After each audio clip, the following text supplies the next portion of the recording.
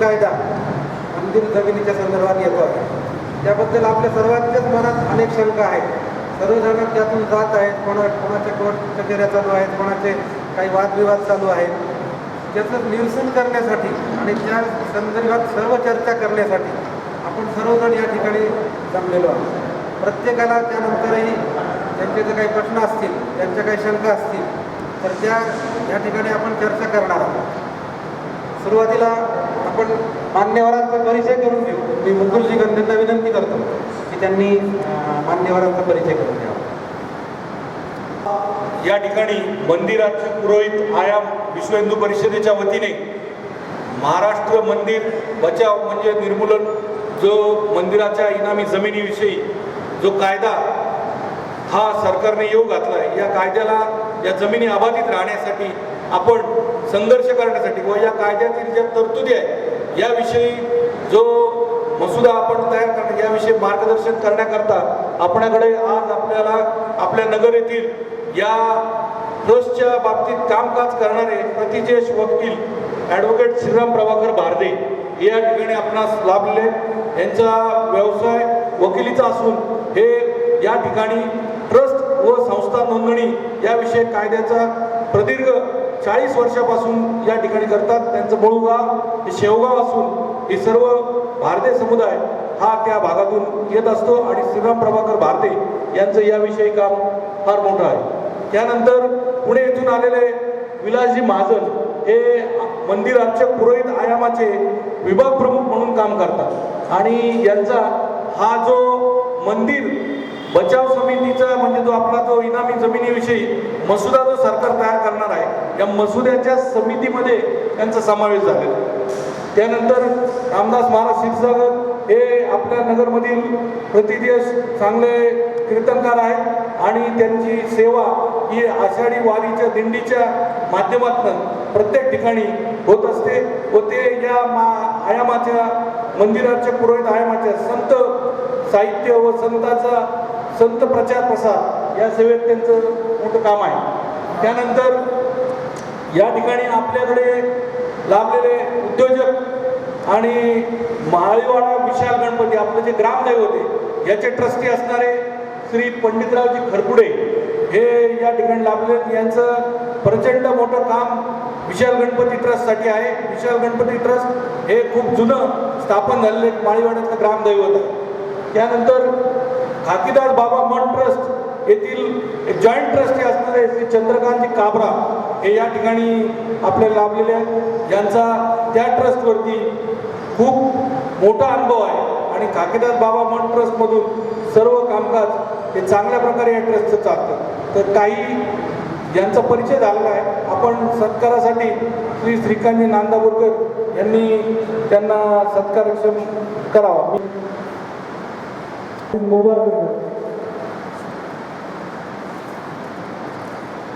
पंडितराव खरपुडे यांचा सत्कार आपले हरिभाऊ व्यवस्थित आणि चंद्रकांतजी काबरा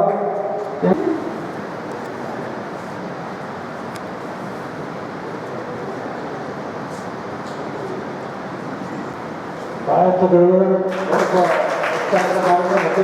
सर्वांसाठी सर्वजण एकदम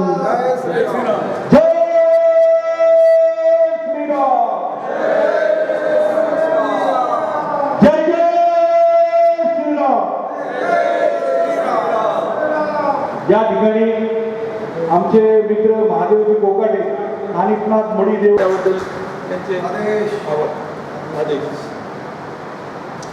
खाली बसायचं टाळलं. मला जेव्हा विचारणा झाली की या कायद्याबद्दल कायदा काय आहे, काय भूक घातला आहे हे सांगणं आवश्यक आहे.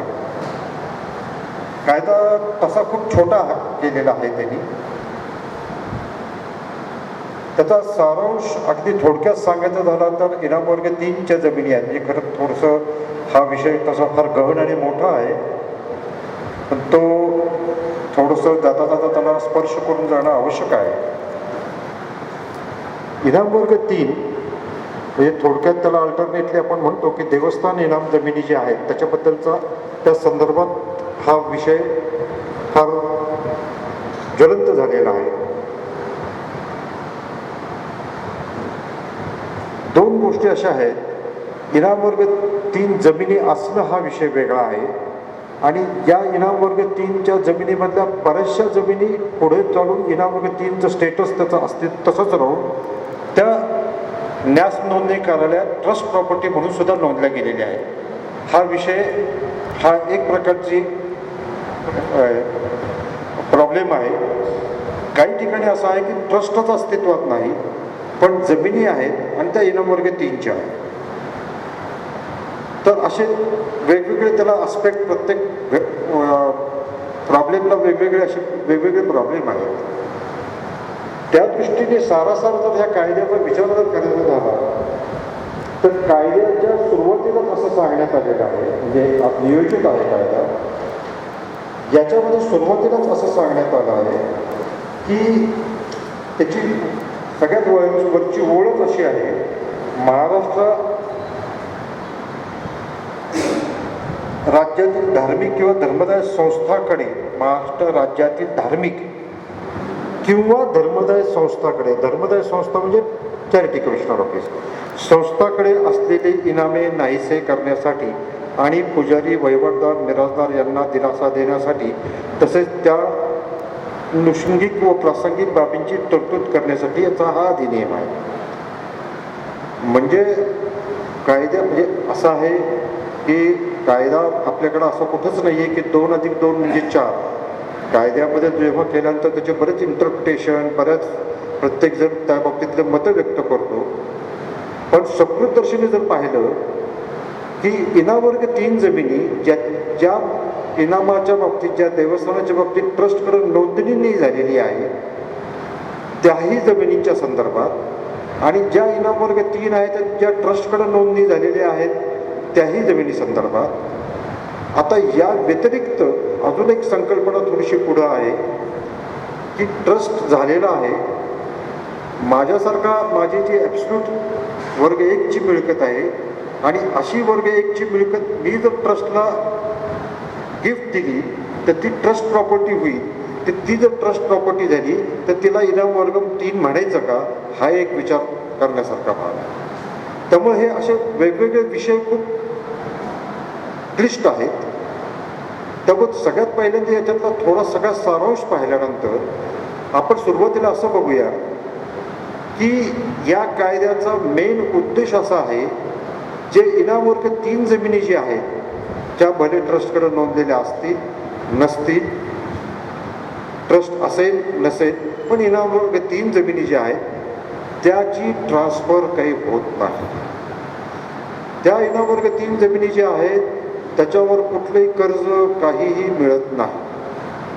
अशा इनाम वर्ग 3 जमिनी ज्या आहेत त्या वर्ग 1 करणे च्या संदर्भातला हा थोडक्यात हा कायदा आहे. हा त्यातला फक्त गाभा आहे. महाजन साहेबांशी मी मगाशी बोलत होतो, बऱ्याच जणांचं असं म्हणजे मला परवानगी द्यावी यांनी मत मांडायला. मला असं सांगण्यात आलं की कायदाच सांगा, बाकी काही मत मांडू नका. पण आमची जेव्हा महाजन साहेबांची माझी चर्चा झाली की त्यांचं असं मत आहे की आपण ह्याला विरोध करायला पाहिजे.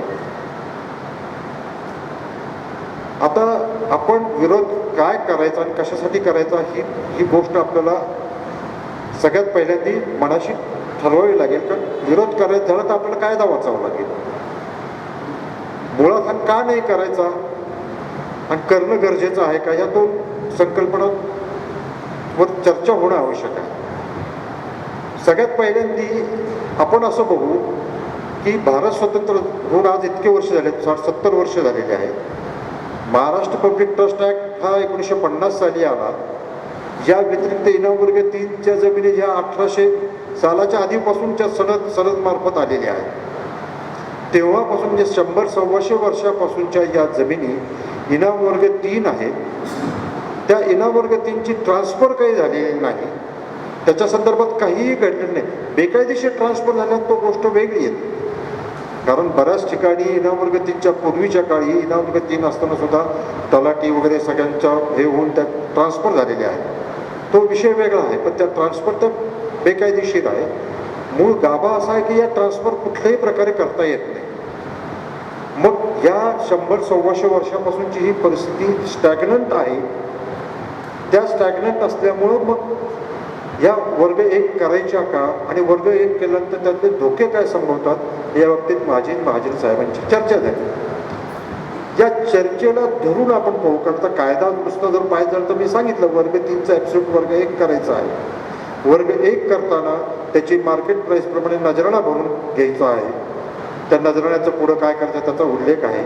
आणि या संदर्भातला जो काही वाद प्रॉब्लेम येतील, डिस्प्यूट येतील, ते सगळे सॉल्व करण्याचे अधिकार पूर्णपणे जिल्हाधिकाऱ्यांना दिलेले आहे. आणि दिवाणी कोर्टातलं ज्युरिस्डिक्शन पूर्णपणे ठेवलेलं नाही. हे दिवाणी कोर्टात या कायद्यासंदर्भात या प्रॉपर्टीच्या वादासंदर्भात काहीही करता जायचं झालं तर तुम्हाला कलेक्टरकडेच जावं लागेल, दिवाणी कोर्टात येता येणार नाही. हा महाजन साहेबांनी आमच्यातल्या चर्चेतला सगळ्यात महत्त्वाचा विरोधाचा जो दोघांचं एकमत झालं की याच्यासाठी जो विरोध आहे. बरेच जण अनुभवी इथं आहेत. फार सोपं गोष्ट सांगतो मराठीतली, जे नसेल ललाटी ते देईल तलाठी, अशी रेल्वे खात्यातली परिस्थिती आहे. म्हणजे आपल्या नशिबात काही नाही आहे, आपल्याकडे खरेदी खत नाही, काही नाही, पण तलाठीला भेटलो की तो काही कुठली गोष्ट काही नावावर करतो. त्याला काय कोर्टात महत्त्व नाही, पण उताराला नाव चढलं की अडचणी निर्माण होतातच. त्यामुळे त्या दृष्टीने जर विचार करायचा झाला, हे एक्सक्लुझिव्हली जे डिस्प्यूट रिड्रेसलचा अधिकार जो कलेक्टरला दिलेला आहे तो योग्य नाही, असं आमच्या दोघांचं साधारण एक मत झालेलं आहे. हा त्या विरोधाचा एक पहिला मुद्दा जो एकमताने आम्हाला जो वाटला तो मी आपल्यासमोर मांडलेला. दुसरा भाग जो आहे, दुसरा भाग असा आमच्या चर्चेत आला की महाजन साहेबांचं म्हणणं आहे, आणि ते अगदी बरोबर आहे त्यांचं म्हणणं, की जर ही ॲब्सोल्युटली वर्ग 1 जर केली तर सरसकट हे विक्री आणि हे करणं चालू होईल. आणि आज जे देवस्थानपाशी काही थोडंफार आहे ते पुढं 5-10 वर्षात काहीही शिल्लक राहणार नाही. मी त्यांचं म्हणणं ऐकून घेतलं, त्यांची भीती अगदी सार्थ आहे. पण मी त्यांना मला जे योग्य वाटतं ते मी त्यांना सांगितलं, ते मी आपल्याला सांगू इच्छितो. इनाम वर्ग 3च्या जमिनी ज्या आहेत, ज्या ट्रस्टमध्ये, ज्याची ट्रस्ट प्रॉपर्टी म्हणून नोंद आहे, 1950 साली कायदा झालेला आहे. 1950 सालापासून आजपर्यंत म्हणजे जो 60-70 वर्षापर्यंत आजही अशा मिळकती विक्री करता येत नाही. त्याच्यासाठी महाराष्ट्र पब्लिक ट्रस्ट ॲक्टच्या कलम 36 प्रमाणे जॉईंट चॅरिटी कमिशनरची परवानगी घ्यावी लागते. ती परवानगी घेऊनच ती त्याच्यात प्रोसिजर आहे, त्याच्यात टेंडर मागवले जातात. टेंडरमध्ये जे हायस्ट टेंडर आहे, विक्री करायची गरज आहे की नाही, हा सगळा भाग तिकडे पाहायला जातो. त्यामुळे हे इतकं सोपं आहे असंही काही वाटत नाही मला. त्यामुळं केवळ सरसकट झालं म्हणजे ती पूर्ण विक्री जातील असं होईल असं मला वाटत नाही. या व्यतिरिक्त असे कित्येकशे देवस्थानं आहेत की ज्यांच्याकडं 1 स्क्वेअर फुटाची सुद्धा मिळकत नाही देवस्थान सोडून, तरी ते देवस्थान चांगल्या प्रकारे चाललेले आहेत. त्यामुळं असं सरसकट जर झालं तर अशी भीती त्यांनी व्यक्त केली आहे. ती भीती काही प्रमाणात योग्य जरी असली तर ती पूर्णपणे योग्य आहे असं मला वाटत नाही. मग आता या सगळ्या पार्श्वभूमीवर मग आता इतक्या दिवसात आजच काय गरज पडली याची विक्री करण्याची, काय म्हणजे वर्ग 1 करण्याची गरज का आहे का, काय वाटतं याचा सगळ्यांनी सारासार जर विचार केला, संपूर्ण कायदा पाहावा. या कायद्यामध्ये अनेक गोष्टी, अनेक डेफिनेशन खाली दिलेल्या आहेत. अनऑथराइज पर्सन म्हणजे कोण, 2011 सालचं महत्त्व काय आहे, अपॉइंटेड डेट काय, हा याचा सगळ्याचा उल्लेख केलेला आहे. त्याचं सगळं डिटेल्स सांगायचं ठरवलं तर आपला सगळ्यांचाच खूप वेळ जाईल, बाकीच्यांनाही बोलायचं म्हणून थोडक्यात सांगितलं. तर ह्या सगळ्यांचा उहापोह त्याच्यात केलेला आहे. मग आज आपण जर पाहिलं काही वर्षापासून, म्हणजे माझ्या माहितीप्रमाणे मोर दॅन 100 इयर्स या जमिनी स्टॅग्नंट पडलेल्या आहेत. माझ्या म्हणजे अगदी उदाहरणच द्यायचं झालं, गावाचं काही नाव सांगत नाही, कर्जत तालुक्यातलं गाव आहे, त्याची नोंदणी ट्रस्ट म्हणून इथं झालेली आहे. त्या ट्रस्टमध्ये करमाळा तालुक्यातलं एक गावचे गाव त्या ट्रस्टच्या नावाने आहे. गावचे गाव ट्रस्टच्या नावाने. तिथे 700 एकर जमीन येते. ही 700 एकर जमीन त्या ट्रस्टची मिळकत आहे. त्याचा वाद चालू झालेला. तो भाग वेगळा. त्याच्यामध्ये वादाचे अनेक फाटे आम्ही वकील लोक पाडतो की पट्टीपुरताच ट्रस्ट आहे हे. पण ती इनाम वर्ग 3 संपूर्ण गावातली शेतजमीन इनाम वर्ग 3 आहे. प्रॅक्टिकल विचार करणं आपण फार गरजेचं आहे. तोही विषय मी महाजन साहेबांबरोबर घेतला. समजा हे 700 एकर 800 एकर जे गाव आहे करमाळा तालुक्यातलं, या गावकऱ्यांनी सगळ्यांनी ठरवलं की घेऊन टाका बा ट्रस्ट. बघा सांभाळा तुम्ही. हे ट्रस्टच्या ट्रस्टींना शक्य आहे का 800 एकर जमीन तिथं जाऊन पाहणं? मी स्वतः शेतीचे कामं करतो. माझी स्वतःची शेती आहे. मी वकील जरी असतो. आज 1 एकर शेती जर करायची झाली तर ती करणं फार डिफिकल्ट झालं. अनेक अडचणी आहेत. मजूर आहे, निसर्ग आहे, खताच्या किमती, ह्या किमती, त्या किमती. अशा ह्याच्यात 800 एकर जमीन ट्रस्ट घेऊन करणार काय त्याचं? हा एक भाग आहे. या नाण्याची अजून एक बाजू मी आपल्याला सांगू इच्छितो की 700-800 एकर जमीन जी आहे, ज्या गावात आहे करमाळा तालुक्यातली, तिथं हा ट्रस्ट झाला 1950 साली. 50 सालापासून जवळपास 1-2 वर्षापूर्वीपर्यंत या गावातल्या लोकांना माहीतही नव्हतं की या ट्रस्टीनं माहीतही नव्हतं की गावच्या गाव आपल्याकडे आहे. ते तिकडे जाताही नव्हते. जेव्हा माहीत झालं तेव्हा ट्रस्टच्या आधारे आम्ही पुढं कारवाई चालू केली, सगळं चालू केलं. मग हे वाद निर्माण झाले. म्हणजे काय झालं, ट्रस्टी कुणीही त्या मिळकतीकडे फिरकत नव्हते. या मिळकती सांभाळल्या गेलेल्या आहेत. म्हणजे ज्या वहिवाटदारांनी त्या मिळकती जो काही वर्षापासून सांभाळल्या आहेत ते सांभाळतायत. त्यामुळे त्या जमिनीचा आज मोल आहे.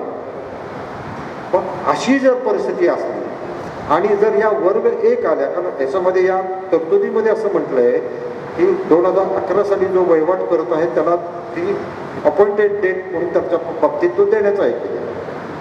अशा परिस्थितीमध्ये अशा गावातल्या सर्व लोकांना त्या जमिनी वर्ग 1 म्हणून जर मिळाल्या आणि त्याची नजरानं रक्कम जर त्या ट्रस्टला मिळाली तर ट्रस्टचं त्याच्यात कुठेही नुकसान नाही. त्यामध्ये ट्रस्टमधल्या मिळकतीबाबत मुव्हेबल असो, इमूव्हेबल असो, ते स्थावर जंगम काही असू दे, कितीही पैसे आले तरी त्याचं ऑडिट होतं, कंट्रोल आहे, सगळ्या गोष्टी आहेत. त्यामुळं या कायद्यामध्ये विरोध जर करायचा झाला तर सगळ्यात पहिल्यांदा आपण सर्वांनी कायद्याचं पूर्णपणे वाचन करून घेणं, त्याच्या बाबतीतल्या ज्या काय शंका आहेत त्या सॉल्व्ह होण्यासारख्याच नाही आहेत. त्यांनी फार अतोनात नुकसान होणार आहे, भयानक आपत्ती कोसळणार आहे, तेव्हा त्याला निश्चितच विरोध केला पाहिजे. त्याच्याशी मी सहमत आहे. पण या सगळ्या गोष्टीचं स्वतःला आपण आधी समजून घेतल्या पाहिजे. ही परिस्थिती खरोखर आहे का, तशी निर्माण होण्याची शक्यता आहे का, आणि इतके वर्ष आपण काय केलेलं आहे या मिळकतींच्या बाबतीत याचा सगळ्याचा सारासार विचार करणं अत्यंत आवश्यक आहे. कित्येक ठिकाणी म्हणजे जर परवानगी असते तर मी अजून होतो कित्येक म्हणजे अजून एक नगर जिल्ह्यातच एक गाव आहे, शेवगावपासूनच माझं गाव आहे, गावाचं नाव सांगत नाही, ज्या देवाच्या नावाने जी मिळकत आहे, माझ्याकडे नुकतंच एक 8 दिवसापूर्वी मॅटर आलंय. प्रत्यक्षात तिथं देवच अस्तित्वात नाहीये, देवच अस्तित्वात नाही, पण मिळकत आणि भांडण चालू. म्हणजे देवस्थानच्या नावाने मिळकत असली तरी भांडणं चालू होतात, नसली तरी भांडण चालू राहणार. त्यामुळं ॲबॉलिश केल्यानंतर नाहीसं होईल याचा सगळ्याचा कितपत विचार करायचा आपण याची पण आवश्यकता आहे. हा विचार करताना ही वर्ग 1 करताना अजून काय काय स्ट्रिक्ट रिस्ट्रिक्शन्स घालता येतील, काय काय प्रोव्हिजन करता येईल की एखाद्या माणसाने, म्हणजे फार सोपं सांगतो की जे शहरालगतच्या जमिनी आल्या त्या विकून माणसं त्याचे पैसे करतात, गुंठेवारी, त्याचे परिणाम आपण बघतोय. तसंच परिस्थिती याच्यातही होऊ शकते, 100% होऊ शकते. त्यामध्ये काय काय रिस्ट्रिक्शन्स आपण आणू शकतो, काय नाही, हाही विचार आपल्याला विरोध करताना नोंदवायला काहीच हरकत नाही. तर अशा पद्धतीचा हा सगळा कायदा आहे. मी कोणालाही असं म्हणत नाही याला विरोध करा, मी कोणालाही असं सांगत नाही की विरोध करू नका, पण कायद्याचा सगळा गोषावारा जो पाहिला, त्याचा अर्थ मला जो कळला, जो मला वाटला, तो मी आपल्याशी फक्त व्यक्त केला. तर त्या दृष्टीने मला ऐकून घेतलं त्याबद्दल मी आपला आभारी आहे.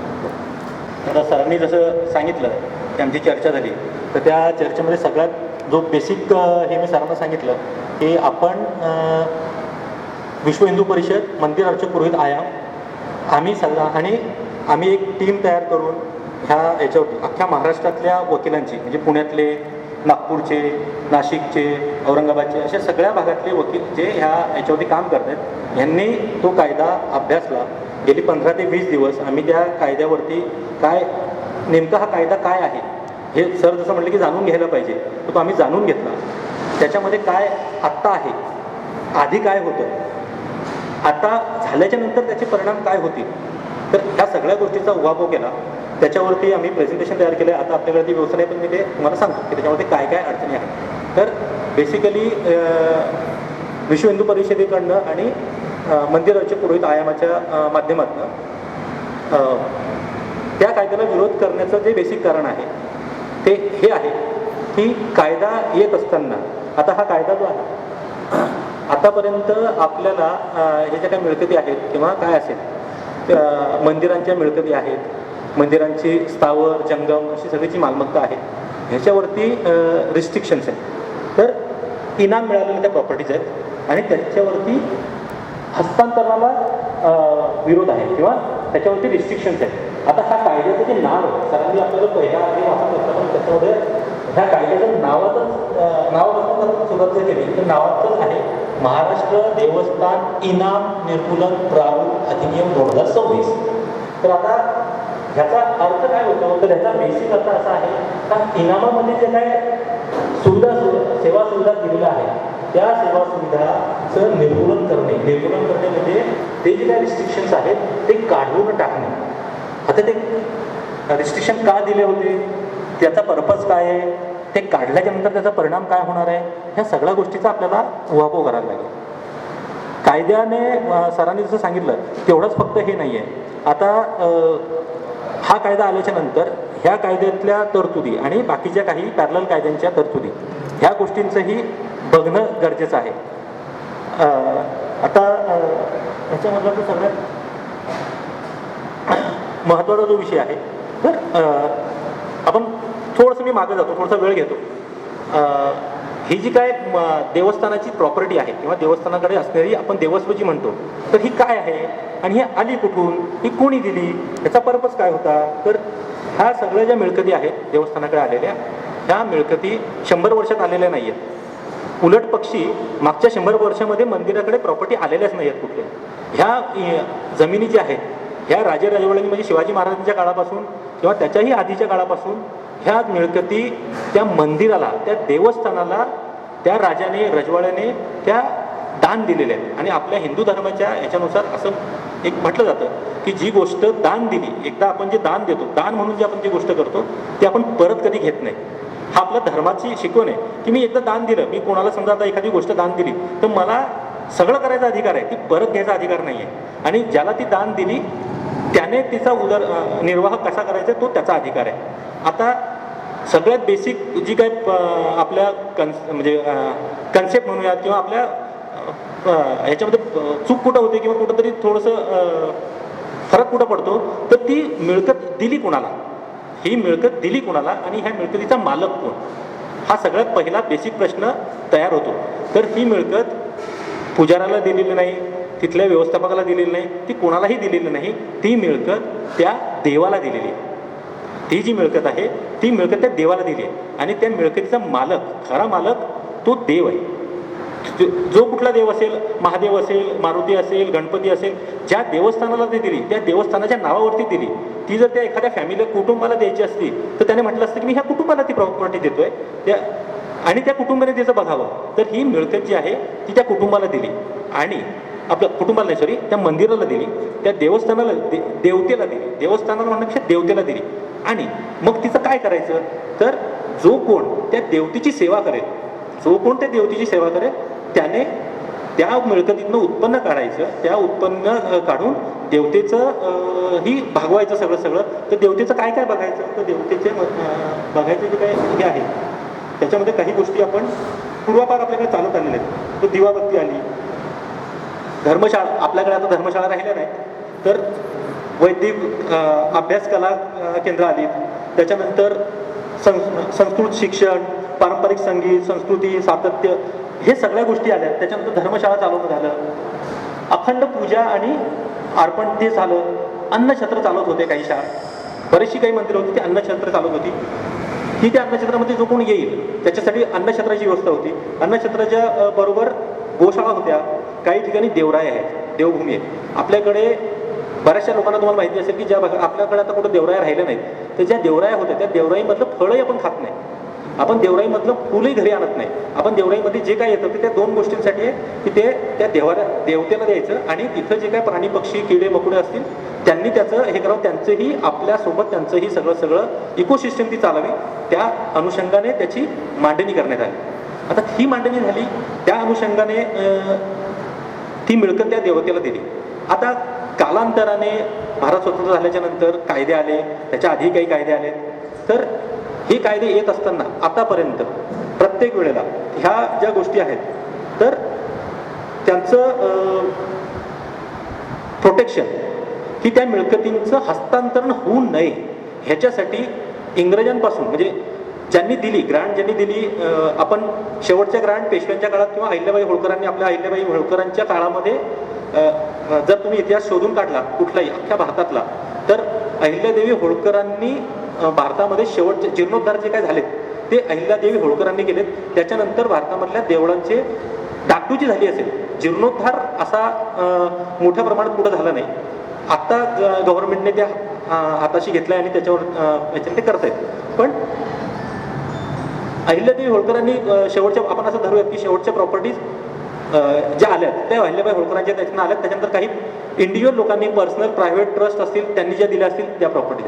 आता तिथून अहिल्यादेवी होळकर गेल्यापासून इंग्रज आले, इंग्रजांनीही ह्या मिळकतींच्या हस्तांतरणावरचे जे काही निर्बंध होते त्याला हात लावायचा प्रयत्न केला नाही, कारण त्यांनाही ते कळत होतं की ह्या ज्या मिळकती आहेत ह्या आपल्याकडे ह्याच्या आले देवतेच्या मिळकती आहेत आणि त्याचा गव्हर्नमेंटचा काय त्याच्यामध्ये रोल काय आहे, तर गव्हर्नमेंटला रोल एवढाच आहे आतापर्यंत, म्हणजे इंग्रज गेले, इंग्रजांच्या नंतर आतापर्यंत, तर हा सगळ्यात मध्ये ह्या कायद्यामध्ये जी काय हे आली होती, एकदा अमेंडमेंट करायचा प्रयत्न झाला तर वसाहतकालीन प्राचीन हिंदू काळापासून हा कायदा आपला चालू आहे. 1810 ते 1863 ह्या काळामध्ये वसाहतीच्या ज्यावेळेला वसाहती आपल्याकडे सगळ्या होत्या इंग्रजांच्या, त्या काळातही देखरेखी आणि राज्याचा हस्तक्षेप कुठपर्यंत होता, तर फक्त देखरेख आणि त्याच्यामध्ये देखरेख करत असताना जे देखरेख करत आहेत ते काही चुकीच्या पद्धती करत नाहीत ना, त्याच्यामध्ये काही फसवणूक करत नाहीत ना, ह्या गोष्टी बघण्याचं काम त्यांच्याकडे होतं. त्याच्यानंतर उच्च न्यायालयाने हायकोर्टामध्ये ह्या बऱ्याचशा गोष्टी केल्यात. आता याच्यामध्ये बऱ्याचदा असं होतं की तो पुजारी असेल किंवा पुजाऱ्याच्या नंतर ट्रस्टीज असतील, हे वाद जे हे घरातले वाद आहेत. जर आपण मोठ्या दृष्टीने मोठ्या याच्याने हे बघायचं झालं तर तो आपण जसं घरात पण वाद असतात की घरामध्ये एक प्रॉपर्टी, त्या प्रॉपर्टीमध्ये 4 भावांमध्ये वाद असतात, हा तसा वाद आहे की पुजारी एक भाऊ आहे, एक ट्रस्टी एक भाऊ आहे, त्या पुजाऱ्यानंतर हा आपला भावकीतला वाद आहे.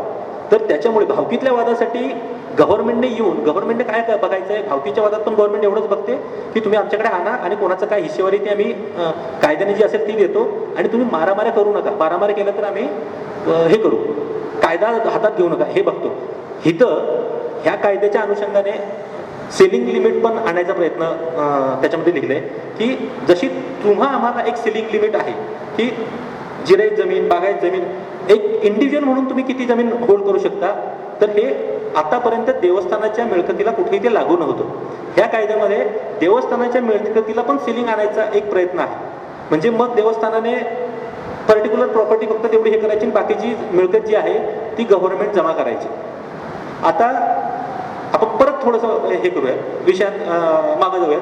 ह्या मिळकती गव्हर्नमेंटकडे गेल्याच्या नंतर गव्हर्नमेंट ते त्यांना वाटेल तशा पद्धतीने सोशल ॲक्टिव्हिटीजसाठी ते वापरेल.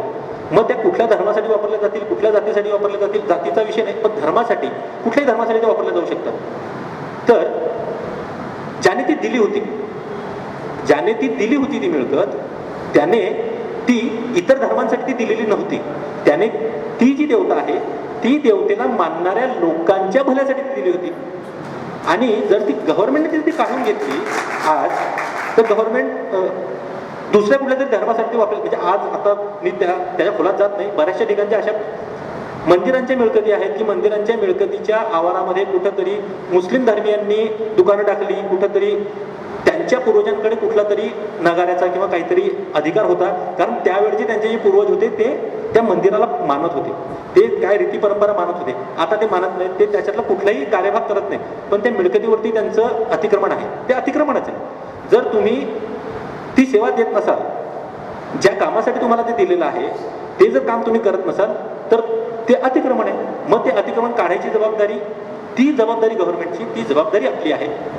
आता जर हा कायदा आला तर हे जे सगळे त्या कायद्यामध्ये त्यांनी स्पेसिफिक दिलं आहे 1 जानेवारी 2011 ह्याच्या आधी असलेली अतिक्रमणं म्हणजे कायदेशीर, बेकायदेशीर किंवा कशाही पद्धतीने जी कोण अतिक्रमणं असतील ती रेग्युलराईज करायची आणि जी कोण व्यक्ती तिथं असेल त्या व्यक्तीला ती मिळकत तुम्ही देऊन टाकायची. त्याच्याकडनं काय तो नजराला घ्यायचं आहे. आता मी परत माझं म्हणणं आहे की जी मिळकत देवतेची आहे तिची तुम्ही त्या जागेची किंमत तुम्ही ठरवू शकता. म्हणजे कोणी त्या जागेची किंमत त्या ठरवू शकतो की ही त्या देवतेचं त्या आजूबाजूच्या किमती आहेत त्या जागेची किंमत ठरवू शकता, पण त्या मिळकतीची किंमत तुम्ही नाही ठरवू शकत. कारण त्या मिळकतीमध्ये फक्त ती जमीन नाही आहे, ते फक्त घर नाही आहे, ते फक्त मंदिर नाही आहे, ते फक्त एक स्ट्रक्चर नाही आहे. त्याच्यावरती पिढ्यानपिढ्या झालेले संस्कार आहेत. पिढ्यानपिढ्या तिथं पिढ्यानपिढ्या लोक येऊन गेलेत, त्या लोकांच्या भावना तिथं जोडलेल्या आहेत आणि त्या आताही तिथं पिढ्यानपिढ्या लोक येत आहेत, त्या लोकांच्या भावना त्या गोष्टीला जोडलेल्या आहेत. त्या भावनांची किंमत तुम्ही करू शकत नाही आणि ह्या भावनांची किंमत करून तुम्ही ती मिळकत कोणाला तरी देणार, ती सरकार जबाबदारी जमा करणार एक भाग. दुसरं जे कोण तिथं अतिक्रमणित लोक आहेत जे इलिगल असतील त्यांनी त्या जमिनी त्यांच्या ताब्यामध्ये देणार आणि अल्टिमेटली मंदिराची मिळकत कमी होणार. आता ह्या कायद्यामध्ये पुढची जी काय हे आहे तर त्याच्यामध्ये त्यांनी हेही म्हटलंय की मंदिर व्यवस्था जर एखादी शाळा किंवा असं जर काही चालवत असेल तर तेही भविष्यामध्ये गव्हर्नमेंटने सोशल ॲक्टिव्हिटी म्हणून ते ताब्यात घ्यायचं. म्हणजे एवढी वर्ष भाविकांनी दिलेले दान धर्म असेल, म्हणजे ऐच्छिक याच्याने 1 रुपया दिला असेल, एखाद्या भक्ताने 1 रुपया दिला असेल, पण त्याने त्याच्या भावनेने तो दिलाय. त्या पैशाचा ह्याच्यातनं जे काय उभारणी झालेली आहे आज ती जी उभारणी आहे ती तुम्ही गव्हर्नमेंटच्या ताब्यामध्ये देणार आणि गव्हर्नमेंट त्याला वाटेल तशा पद्धतीने त्याचा वापर करणार. वाटेल तसा म्हणजे ते सोशल ॲक्टिव्हिटीसाठी जरी केला पण तो वेगळ्या पद्धतीने वापर होऊ शकतो. हा असा त्याचा विषय आहे. तर हे जे काय सगळे असे विषय आहेत म्हणून आपण त्या कायद्याला हे करतोय, विरोध करतोय. आता ह्याच्या पलीकडे ह्या कायद्यामध्ये फक्त तेवढं करून चालणार नाहीये की सिव्हिल कोर्ट, आपण काही झालं कोणाची भांडण तर आपण म्हणतो कोर्टात जाऊ, तुला कोर्टात घेऊन जाईल. तुम्ही देवाला पण कोर्टात जायचा अधिकार ठेवत नाही आहात तिथं. रेव्हेन्यू डिपार्टमेंटकडे सगळं जात आहे आणि रेव्हेन्यू डिपार्टमेंटली कामं कशी होतात कशा पद्धतीने चालतात त्याच्यावरती आता सरांनी जसं सांगितलं की जो मोठी बोली लावेल त्याच्याकडे ते हे होतं. तर तशा पद्धतीने जर त्या गोष्टी व्हायला लागल्या तर आज नाही 10 वर्षानंतर आतापर्यंत त्या मंदिरांमध्ये सरांनी सांगितलं की आतापर्यंत काही हे झालं नाही. गेल्या 50 वर्ष 70 वर्षामध्ये त्या मिळकती टिकून का आहेत? कारण जुनी पिढी आहे, आमची पिढी आहे किंवा बऱ्याचशा लोकांची त्या याच्याबरोबर भावना ती जोडलेली आहे. ती सगळं बाय ऑल मीन्स ती भावना तिथे जोडली गेलेली आहे आणि त्या मानसिकतेची लोक आहेत की नाही ते देवाचं आहे मी ते घरी नेणार नाही. पण ही मानसिकता अशीची अशी पुढं राहील याची काही गॅरंटी नाही आहे. आजही आपण बघतो की बऱ्याचशा भागामध्ये काही ना काही कुठं ना कुठं काही मंदिरांच्या मिळकतीबद्दल वाद चालू आहेत. काही मिळकती विकण्याचा प्रयत्न केला जातो, लिगली असेल इलिगली असेल काहीतरी प्रमाणामध्ये त्या विकल्या म्हणजे रिस्ट्रिक्शन आहेत, सगळं आहे तरी त्या विकल्या जायचा प्रयत्न केला जातो का? तर केला जातो. आणि जर रिस्ट्रिक्शनच नसतील, तुम्हाला कोर्टात जायची परवानगी नसेल तर मग त्या केसमध्ये त्या मिळकती मंदिरांमुळे भविष्यात राहतील का हा सगळ्यात मोठा प्रश्न उभा राहतो. आणि जर मंदिराकडे मिळकतच ती राहिली नसेल तर आज मंदिराच्या आजूबाजूच्या परिसरातली मिळकत म्हणा किंवा वतनाची दुसऱ्या गावातली मिळकत म्हणा सुरुवातीला ती विकली जाते, त्याच्यानंतर जवळची विकली जाते. उद्याच्या दिवशी सगळ्यात शेवटी असं होईल की आता हे मंदिर आहे, आता इथं मला काही उत्पन्नाला राहत नाही, इथं 4 खोल्या बांधू तिथं 4 खोल्या बांधून त्या देऊ. तर शेवटी मंदिराला उत्पन्न आपल्याला सगळ्यांना माहिती आहे की आजपर्यंत म्हणजे आता मी पुण्यात काम करतो मला त्याचा जास्त अनुभव आहे. आपण गुंठामंत्री हा शब्द सगळ्यांना पाठ आहे. गुंठामंत्री काय विषय आहे की गुंठामंत्री हा असा विषय आहे की त्याने गुंठावर जागा विकायची, ते पैसे घ्यायचे आणि ते पैसे खर्च करायचे आणि ते पैसे संपले का परत विकायचे. तर मग आपण मंदिराच्या जमिनीची गुंठामंत्री व्हायचं का, म्हणजे ते जमीन विकायची, ते पैसे आले ते वापरायचे. हे सगळ्यांना मान्य असेल की जमीन टिकते, स्थावर मिळकत जी आहे ती टिकते. पैसा किती असला, माझ्या अकाउंटला 100 कोटी रुपये जरी असतील तरी ते कितपर्यंत, ते कधीपर्यंत टिकतील ते शाश्वत नाही आहे. आणि राजा रजवाड्यांनी आजपर्यंत आपल्याकडे म्हणूनच जमिनी दिल्यात. त्यांनी जे काय धन दौलत जे काय दिलं होतं त्यावेळेला, म्हणजे सोनं नाणं दिलं होतं, ते इंग्रज आले, मुघल आले, हे आले ते आले, ह्याच्यातल्या बरेचशांनी त्याच्यातलं लुटून नेलं. आपण ते परत नाही आणू शकलो, पण मिळकती इथं स्थावर जंगम मालमत्ता होती ते नेऊ नाही शकले, म्हणून ते आज तिथे आहे. आणि त्याच्यावरती कुठेतरी उदरनिर्वाह त्या मंदिराची जी काय बेसिक गोष्टी आहेत, म्हणजे पूजा अर्चा किंवा ते असेल त्या गोष्टी ह्या चालू राहतात. ह्या सगळ्या गोष्टींचं प्रोटेक्शन करण्यासाठी आपण त्या कायद्याला विरोध करतो की तुम्ही कायदा निर्मूलन करूच नका. सगळ्यात पहिली गोष्ट आहे की असा कायदाच तुम्ही आणू नका.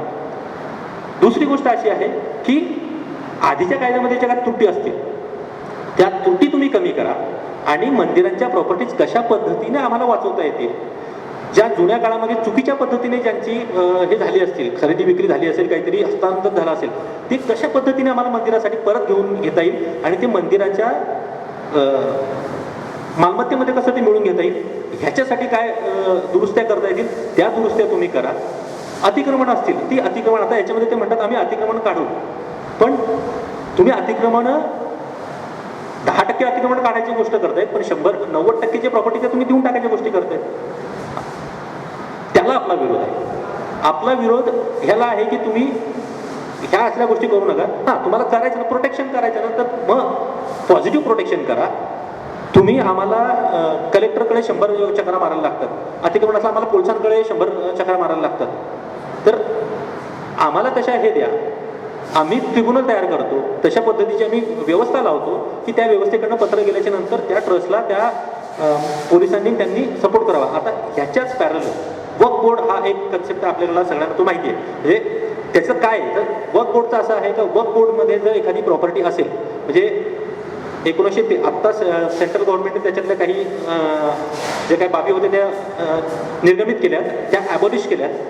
त्याच्यातली 2013ला जी हे आली होती ते असं होतं, म्हणजे इतकं ते वाईट होतं. मी आज आलोय, मी आज इथं बसलो होतो तुमच्यासमोर, मी जर मुस्लिम असेल आणि मी जर उद्याच्या दिवशी मी हजच्या यात्रेला जात असेल किंवा मी धार्मिक कार्यासाठी जात असेल, मी इथं बसलोय, तर मी उद्याच्या दिवशी मी हे म्हणू शकतो मी हजच्या यात्रेला जात होतो, मी देवाच्या कामाला जात होतो, त्या देवाच्या कामाला जात असताना मी इथं बसलो होतो, ह्या भिंतीला मी लेटलो होतो, तर ही त्या धार्मिक याचा भाग झाली म्हणून तुम्ही ही वक्फी प्रॉपर्टी म्हणून तुम्ही डिक्लेअर करा.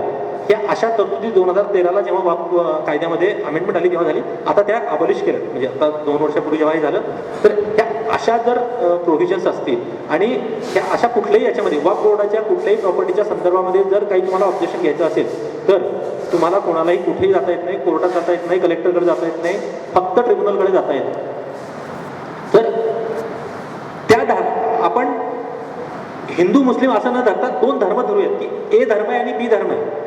तर ए धर्माला वेगळी वागतो की ए धर्माची जी काही प्रॉपर्टी आहे ती सगळ्यांसाठी खुली आणि बी धर्माची जी काही प्रॉपर्टी आहे ती फक्त त्यांच्यासाठीच वापरली जाणार, ती तेच वापरणार, तिचा उपभोग तेच घेणार, ते त्यांच्यासाठीच घेणार, त्याच्यासाठी काय प्रोटेक्शन असेल ते सगळं मिळणार. आज बी धर्माच्या लोकांनी जर असं म्हटलं की आमच्या प्रॉपर्टीवरती अतिक्रमण आहे, तर तो वक्फ बोर्डाचा अधिकारी कलेक्टरला आणि ह्याला पत्र देतो पोलीस कमिशनरला की ते अतिक्रमण काढा.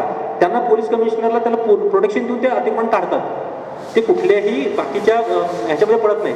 तर आम्हाला तशी मुभा द्या, आम्ही धार्मिक त्याच्यामध्ये करतोय तर आम्हाला तशी मुभा द्या. या अशा पद्धतीच्या आपल्या बऱ्याचशा गोष्टी ह्या कायद्यामुळे ओपन होणार आहेत. तर त्या गोष्टी ओपन होऊ नयेत आणि हा कायदा आहे तसाच्या तसा तुम्ही आणू नये. आता सुदैवाने हा कायदा जो आला तर 96ला एकदा आला होता, त्याच्यानंतर म्हणजे आधी तो 96ला एकदा आला, त्यावेळेला एवढी ते स्ट्रिंजंट नव्हतं. त्याच्यानंतर 2010ला आला, तेव्हाही तेवढं हे नव्हतं. 2018ला आला, 2018लाही अशा पद्धतीचा कायदा आणला, पण त्याच्यामध्ये कधीही वर्ग 1 करून त्या मिळकती खुल्या करण्याचा बंदोबस्त कुठेच केला नव्हता. आता 2026चा हा जो ड्राफ्ट आहे हा असा आल्याच्या नंतर, म्हणजे तसं जर बघितलं तर हिंदू मतवादी गव्हर्नमेंट आहे सेंटरपासून आपल्यापर्यंत, तरी हा कायदा आला. आम्ही मंदिराच्या पुरोहित आयामाच्या वतीने आणि विश्व हिंदू परिषदेच्या वतीने जे आपले रेव्हेन्यू मिनिस्टर आहेत त्यांना जाऊन पत्रक दिलं इमिजिएटली. म्हणजे ही कारवाई बरेच दिवसापासून चालू आहे. त्यांना आम्ही जाऊन सांगितलं की हे जे तुम्ही हे केलेलं आहे, तर आता प्रत्येक गोष्ट राज्य चालवत असताना प्रत्येक गोष्ट काय तो प्रत्येक माणूस बघू शकत नाही. कुठलं तरी आलं, कमिटी नेमली, त्या कमिटीत ते आलं आणि ते पास ऑन झालं. तर त्यांनी ते म्हणले की म्हणजे त्यांनी तसा शब्द दिला की जे काय आलेलं आहे तर ते तुम्ही आम्हाला सपोर्ट करा, तुम्ही आम्हाला सांगा, तुमचे काय ऑब्जेक्शन असेल ते तुम्ही द्या, तुमचे सजेशन्स द्या की तुम्हाला काय अडचणी येत आहे, त्या अडचणी पण तुम्ही आम्हाला सांगा आणि तुम्ही प्रारूप तयार करा, तुम्हाला जसं पाहिजे तसं प्रारूप तयार करा, ते आम्हाला द्या, ते आपण पुढे नेण्याचा प्रयत्न करू. आणि आता म्हणजे ओव्हरऑल त्याने आश्वासन तर दिलं. एक राजकीय नेत्याने आम्ही जेव्हा त्यांना एक हे म्हणून विश्व हिंदू परिषदेचे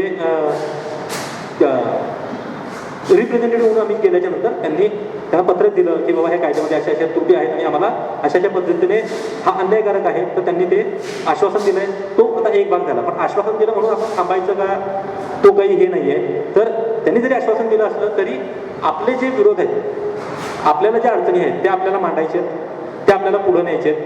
दुसरं, आपल्याला ज्या पॉझिटिव्ह एक निगेटिव्हिटी काढणं आणि दुसरा जो पार्ट आहे तो हे पॉझिटिव्हिटी की आपल्याला ह्या गोष्टी करून घ्यायची. जसं मी आता म्हटलं की अतिक्रमण काढण्यासाठी जर दुसऱ्या कुठल्या धर्माच्या हे असेल किंवा कोणाचंही अतिक्रमण असेल ते काढण्यासाठी काय, त्याच्यासाठी जे काय प्रोव्हिजन असेल ते आपण टाकू शकतो. बीपीटी ऍक्ट सरांनी सांगितलं, बीपीटी ऍक्टमध्ये बऱ्याचशा प्रोव्हिजन चांगले आहेत.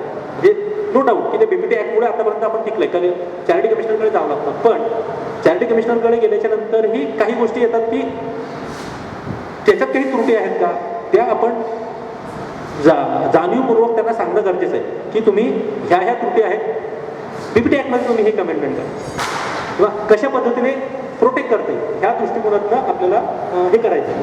आता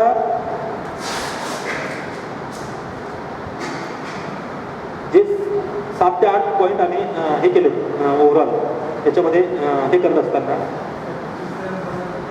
तर ह्या सगळ्या कायद्याचा परिपाक काय होणार आहे, तर हिंदू संपत्ती, ती संपत्ती मंदिराची आहे. म्हणजे हिंदू समाजाची पूर्ण आपली आज संपत्ती, आपली खाजगी संपत्ती सोडलेली आहे. आता समाजाची संपत्ती म्हणून काय आहे, तर मंदिरं आहे आणि मंदिराची असलेली मिळकत आहे.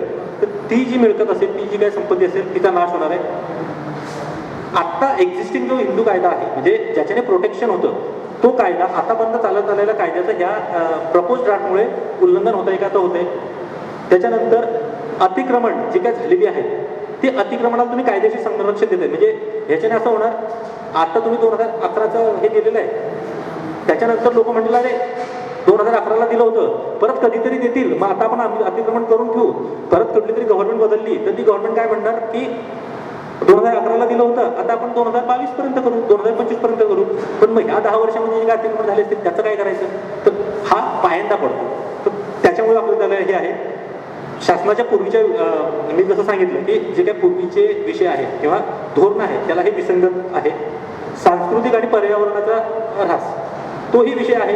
कारण मंदिराच्या जसं मी म्हटलं देवराई आहे आपल्याकडे, आता काही भागामध्ये देवराई राहिला नाही, पण कोकणात आहेत किंवा सह्याद्रीच्या काही भागामध्ये आजही मंदिरांच्या देवराया आहेत. तिथं मंदिर छोटं आहे पण देवराई मोठी. तर ती देवराई कशासाठी, म्हणजे आपण आपल्या धर्माची शिकवण अशी की मी एकटा नाही जगत, मी माझ्यासोबत तिथले सगळं म्हणजे प्राणी पक्षी किडे मकोडे आपण सगळ्यांना सोबत घेऊन चालतो. तर ती माझं गाव आहे, तुझी देवराई आहे, तर तो गावाचा देव म्हणजे आपण तो देव तिथं ठेवला आहे की तो ते सगळं प्रोटेक्ट करेल. त्याचं काहीतरी रिलेव्हन्स आहे, त्या तिथं असण्याचा जो रिलेव्हन्स आहे की ते त्या भीतीपोटी कोणीतरी तिथनं काहीतरी काढू नये आणि ते लाकूड पण काही फुलंही आणू नये. अपुरी भरपाई, आता ही जी भरपाई आहे जसं आधी म्हटलं की जी मंदिराची मिळकत आहे, जी देवाची मिळकत आहे, त्याची किंमत लावणार तुम्ही आणि कोण. तुम्ही त्या याची किंमत लावू शकता, त्या वास्तूची किंमत लावू शकता, पण तिथं जे काय हे आहे पिढ्याने पिढ्या तिथं जे काय संस्कार झालाय त्या संस्काराची तुम्ही हे लावणारे कोण, आपण कोण. जीवनी लायाचं हे काढलं, आता म्हणजे हा सगळा हे झाला. हे सुरू कसं होतं, म्हणजे आपण तुम्ही आम्ही साधे सर्वसाधारण माणसं, आपले देव छोटे छोटे हे आहेत, ट्रस्ट आहेत. राम मंदिर सारखं जे मंदिर आहे, राम मंदिर, प्रभू रामाला एवढी वर्ष त्याच्या घरातली जागा म्हणजे ती प्रॉपर्टी त्याची आहे हे डिक्लेअर करून घ्यायला एवढी वर्ष लागली आणि त्याच्यानंतर ते झालं. त्यातही ते जे काय 400 वर्ष लागली. तर आता जर आपण अशा काहीतरी कायद्याच्या ह्याच्यात पडलो तर त्याचं काय होईल ते सांगता येत नाही. आता तो जो कायदा झाला त्याच्यामध्ये बरेचसे जे कायदा नाही, जे काय सुप्रीम कोर्टाचं जजमेंट आहे त्या जजमेंटमध्ये सगळ्या गोष्टी त्याने क्लिअर केल्या. त्या जजमेंटमध्ये आमच्या वकील भाषेमध्ये मी डिग्री होणं म्हणतो की पूर्ण हे होणं. तर डिग्री कशामध्ये झाली आहे तर विश्वस्त किंवा पुजारी किंवा भाविक ह्यांनी केलेल्या पिटिशनमध्ये हे झालेलं नाही, तर रामलल्लाच्या वतीने जे पिटिशन झालं होतं की हे माझं घर आहे आणि हे मला मिळावं, त्या पिटिशनमध्ये ती डिग्री झाली आहे. मेन पिटिशन ते आहे, ती जी डिग्री झाली ती त्या पिटिशनमध्ये झालेली आहे. म्हणजे सुप्रीम कोर्टाने पण हे मान्य केलं की ती जमीन जी आहे ती त्या देवतेची आहे आणि ते देवतेला ती मिळणं गरजेचं आहे आणि म्हणून तो सगळा उहापोह झाला आणि त्याचा परिपाक म्हणून आज आपण राम मंदिर बघू शकतो. आणि राम मंदिरासाठी विश्व हिंदू परिषद असेल, बाकीचे सगळेच लोकांनी ज्या पद्धतीने ते लावून धरलं, गेली 100 वर्ष वेगवेगळ्या पद्धतीच्या केसेस होत्या. त्याच्यानंतर 93च्या नंतर बाबरी मशिदीचं जे काय 91च्या नंतर ते पाडल्याच्या नंतर तिथून पुढचा जो प्रवास होता, गेल्या 30-35 वर्षाचा जो काय प्रवास होता, त्या प्रवासाचा आज तो परिपाक आपल्याला बघायला मिळत आहे की ते मंदिर तिथं उभं राहिलं.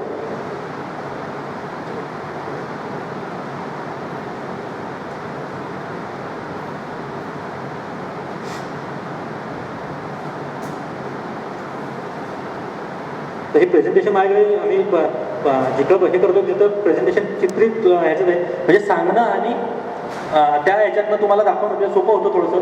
पण आपल्याकडे आता ते हे नाही करता येणार. तर ठीक आहे, मी हे जो काय व्हॉट्सअपचा ग्रुप आहे तिकडे मी पाठवीन, म्हणजे तुम्हाला ते हे करता येईल.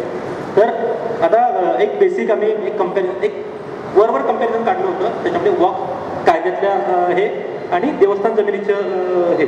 तर कायदेशीर स्वरूप तर मुतावल्ली म्हणजे त्यांचं आपल्याकडचं जसं पुजावरी तसं त्यांच्याकडे मुतावल्ली म्हणून जी संज्ञा आहे, म्हणजे केवळ व्यवस्थापक आहे, त्याला हस्तांतरणाचे राईट नाही आहे. त्याने केलेलं कुठलंही हस्तांतरण हे अवैध धरलं जातं आणि ते कधीही परत घेता येतं. आपल्याला पुजाऱ्यांना तसं हे नाही आहे.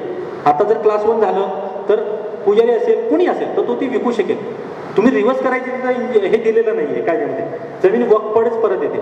आता आपल्याकडे काय होतं ह्या कायद्यामध्ये की जर ती जमीन समजा तो व्यवहार जो केलेला होता तो जर चुकीचा ठरला तर ती जमीन गव्हर्नमेंटकडे जायचं म्हणतात.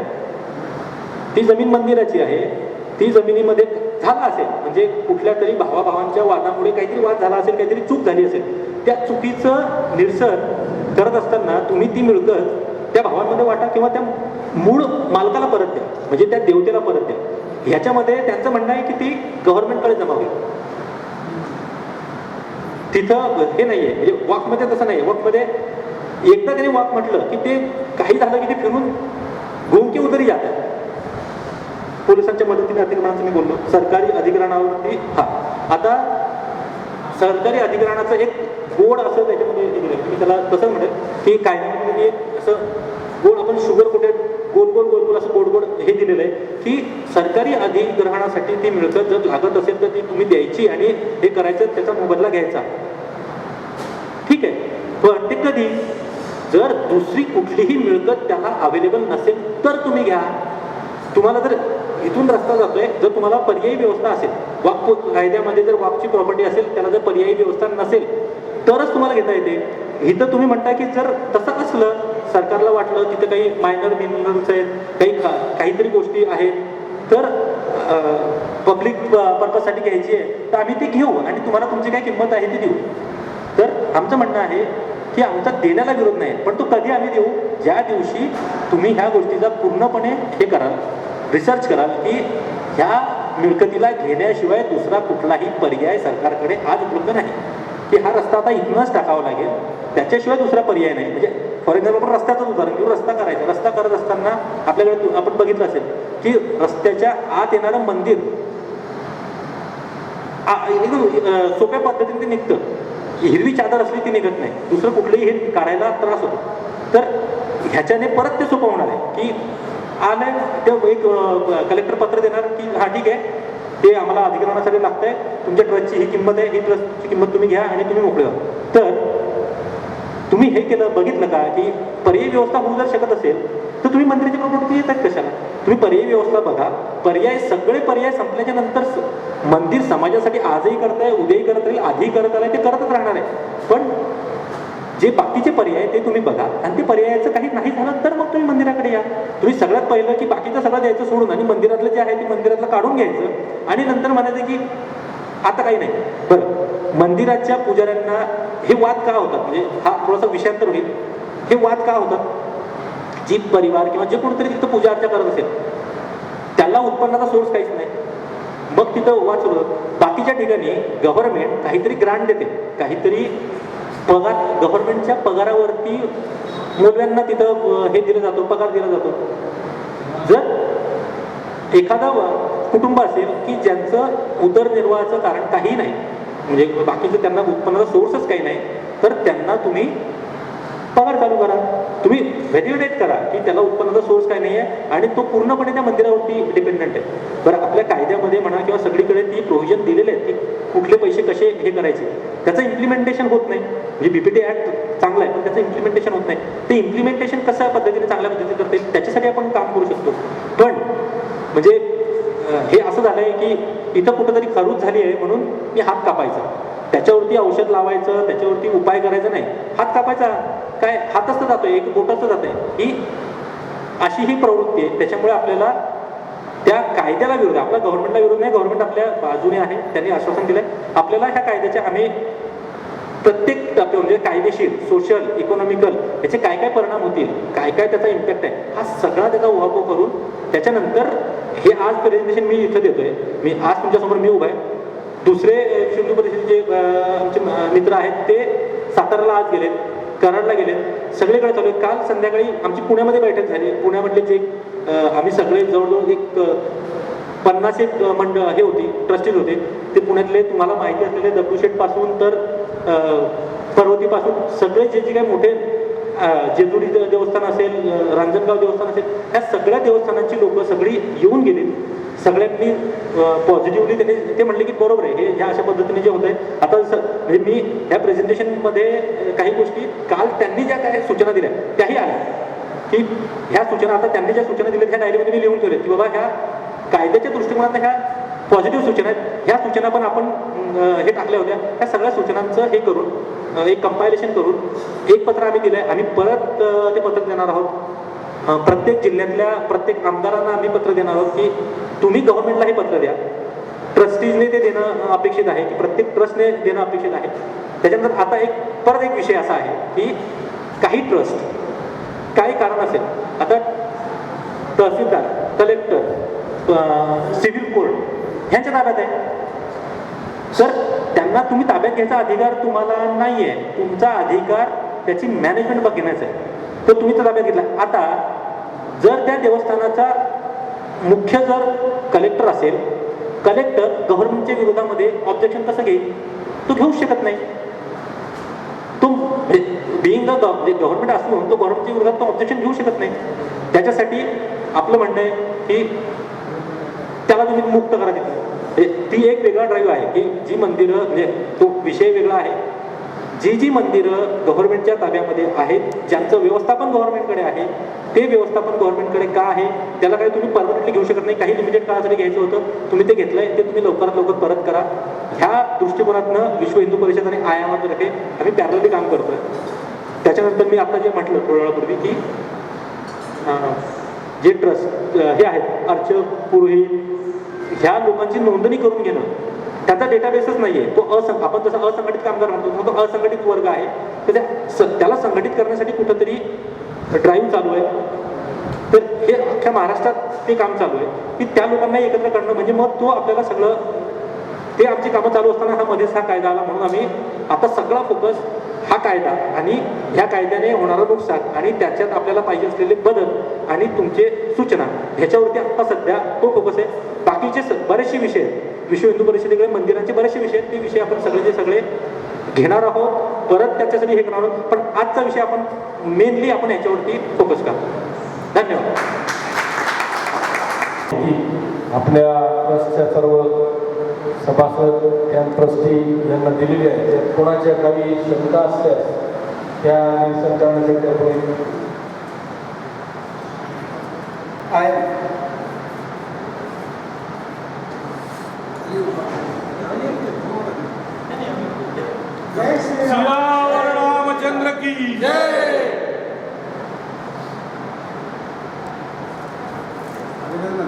ते समोर आपल्या भाऊसाहेबांनी उल्लेख केला, मान्यवरांनी उल्लेख केला, धर्म जात यामध्ये याचा कुठलाही लवलेश नाही.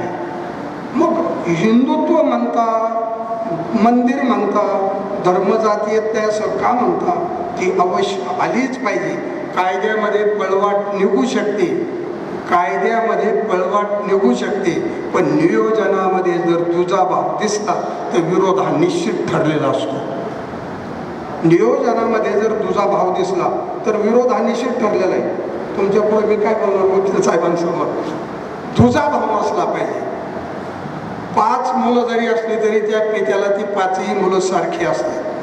त्या पित्याचं काम एक असतं, त्यांचा विचाराचा समन्वय करून, विघटन न होता संघटित राहून कार्य पुढं कसं वाढेल याचं नियोजन त्या पित्यानं करावं. असो, जास्त बोलण्यापेक्षा एक सांगेन, आज आपली प्रत्येकाची जबाबदारी, आज आपली प्रत्येकाची जबाबदारी, कोणी अधिकारी असतील, कोणी साधक असतील, कोणी त्यांचे मित्र असतील, कोणी त्यांचे नातेवाईक असतील, या सर्वांना माझे दोन्ही हात तिसरं मस्तक पायावर ठेवून विनंती आहे, निश्चित सन्मान करा, निश्चित सन्मान करा ज्या विचाराचे विचार आपले योग्य आहेत.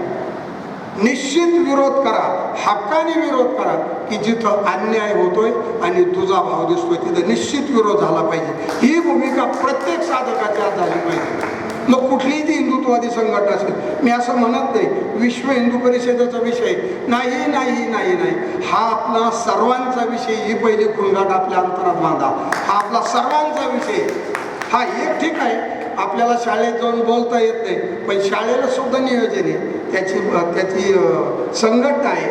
त्या संघटनेवर संघटनेच्या विचारसरणीनुसार ज्या त्या विषयाचा, ज्या त्या शिक्षकाचा तिथं अभाव तो भरून काढणे आणि येणाऱ्या विद्यार्थ्याला त्या शाळेमध्ये योग्य ज्ञान व्हावं, ही त्यांची एक हेतूची जी हा मुख्य हेतू असतो. तो हेतू तर सर्वांचा, आपला सर्वांचा मुख्य हेतू आज एक आहे की हे हिंदुस्थान आहे आणि हे हिंदूंचं आहे आणि ते हिंदूंचाच राज चालला पाहिजे. हो, इतर राज चालता कामा नये. अतिक्रमणं झालेली आहेत, मुक्कामाला आली, जागा बळकवलेली आहे. साहेबांनी सांगितलं तिथं बसला म्हणजे तो हज यात्रेला चालला आणि तिथं बसला, मग तिथं बसल्यावर तो हागला का जेवण केलं हे का नाही पहा. तिथं येतो, तिथं हागतून पुढं जातो, पुढं हागायला जागा पाहतो. निश्चित त्याला विरोध झालाच पाहिजे, निश्चित विरोध याला झालाच पाहिजे. जय श्रीराम.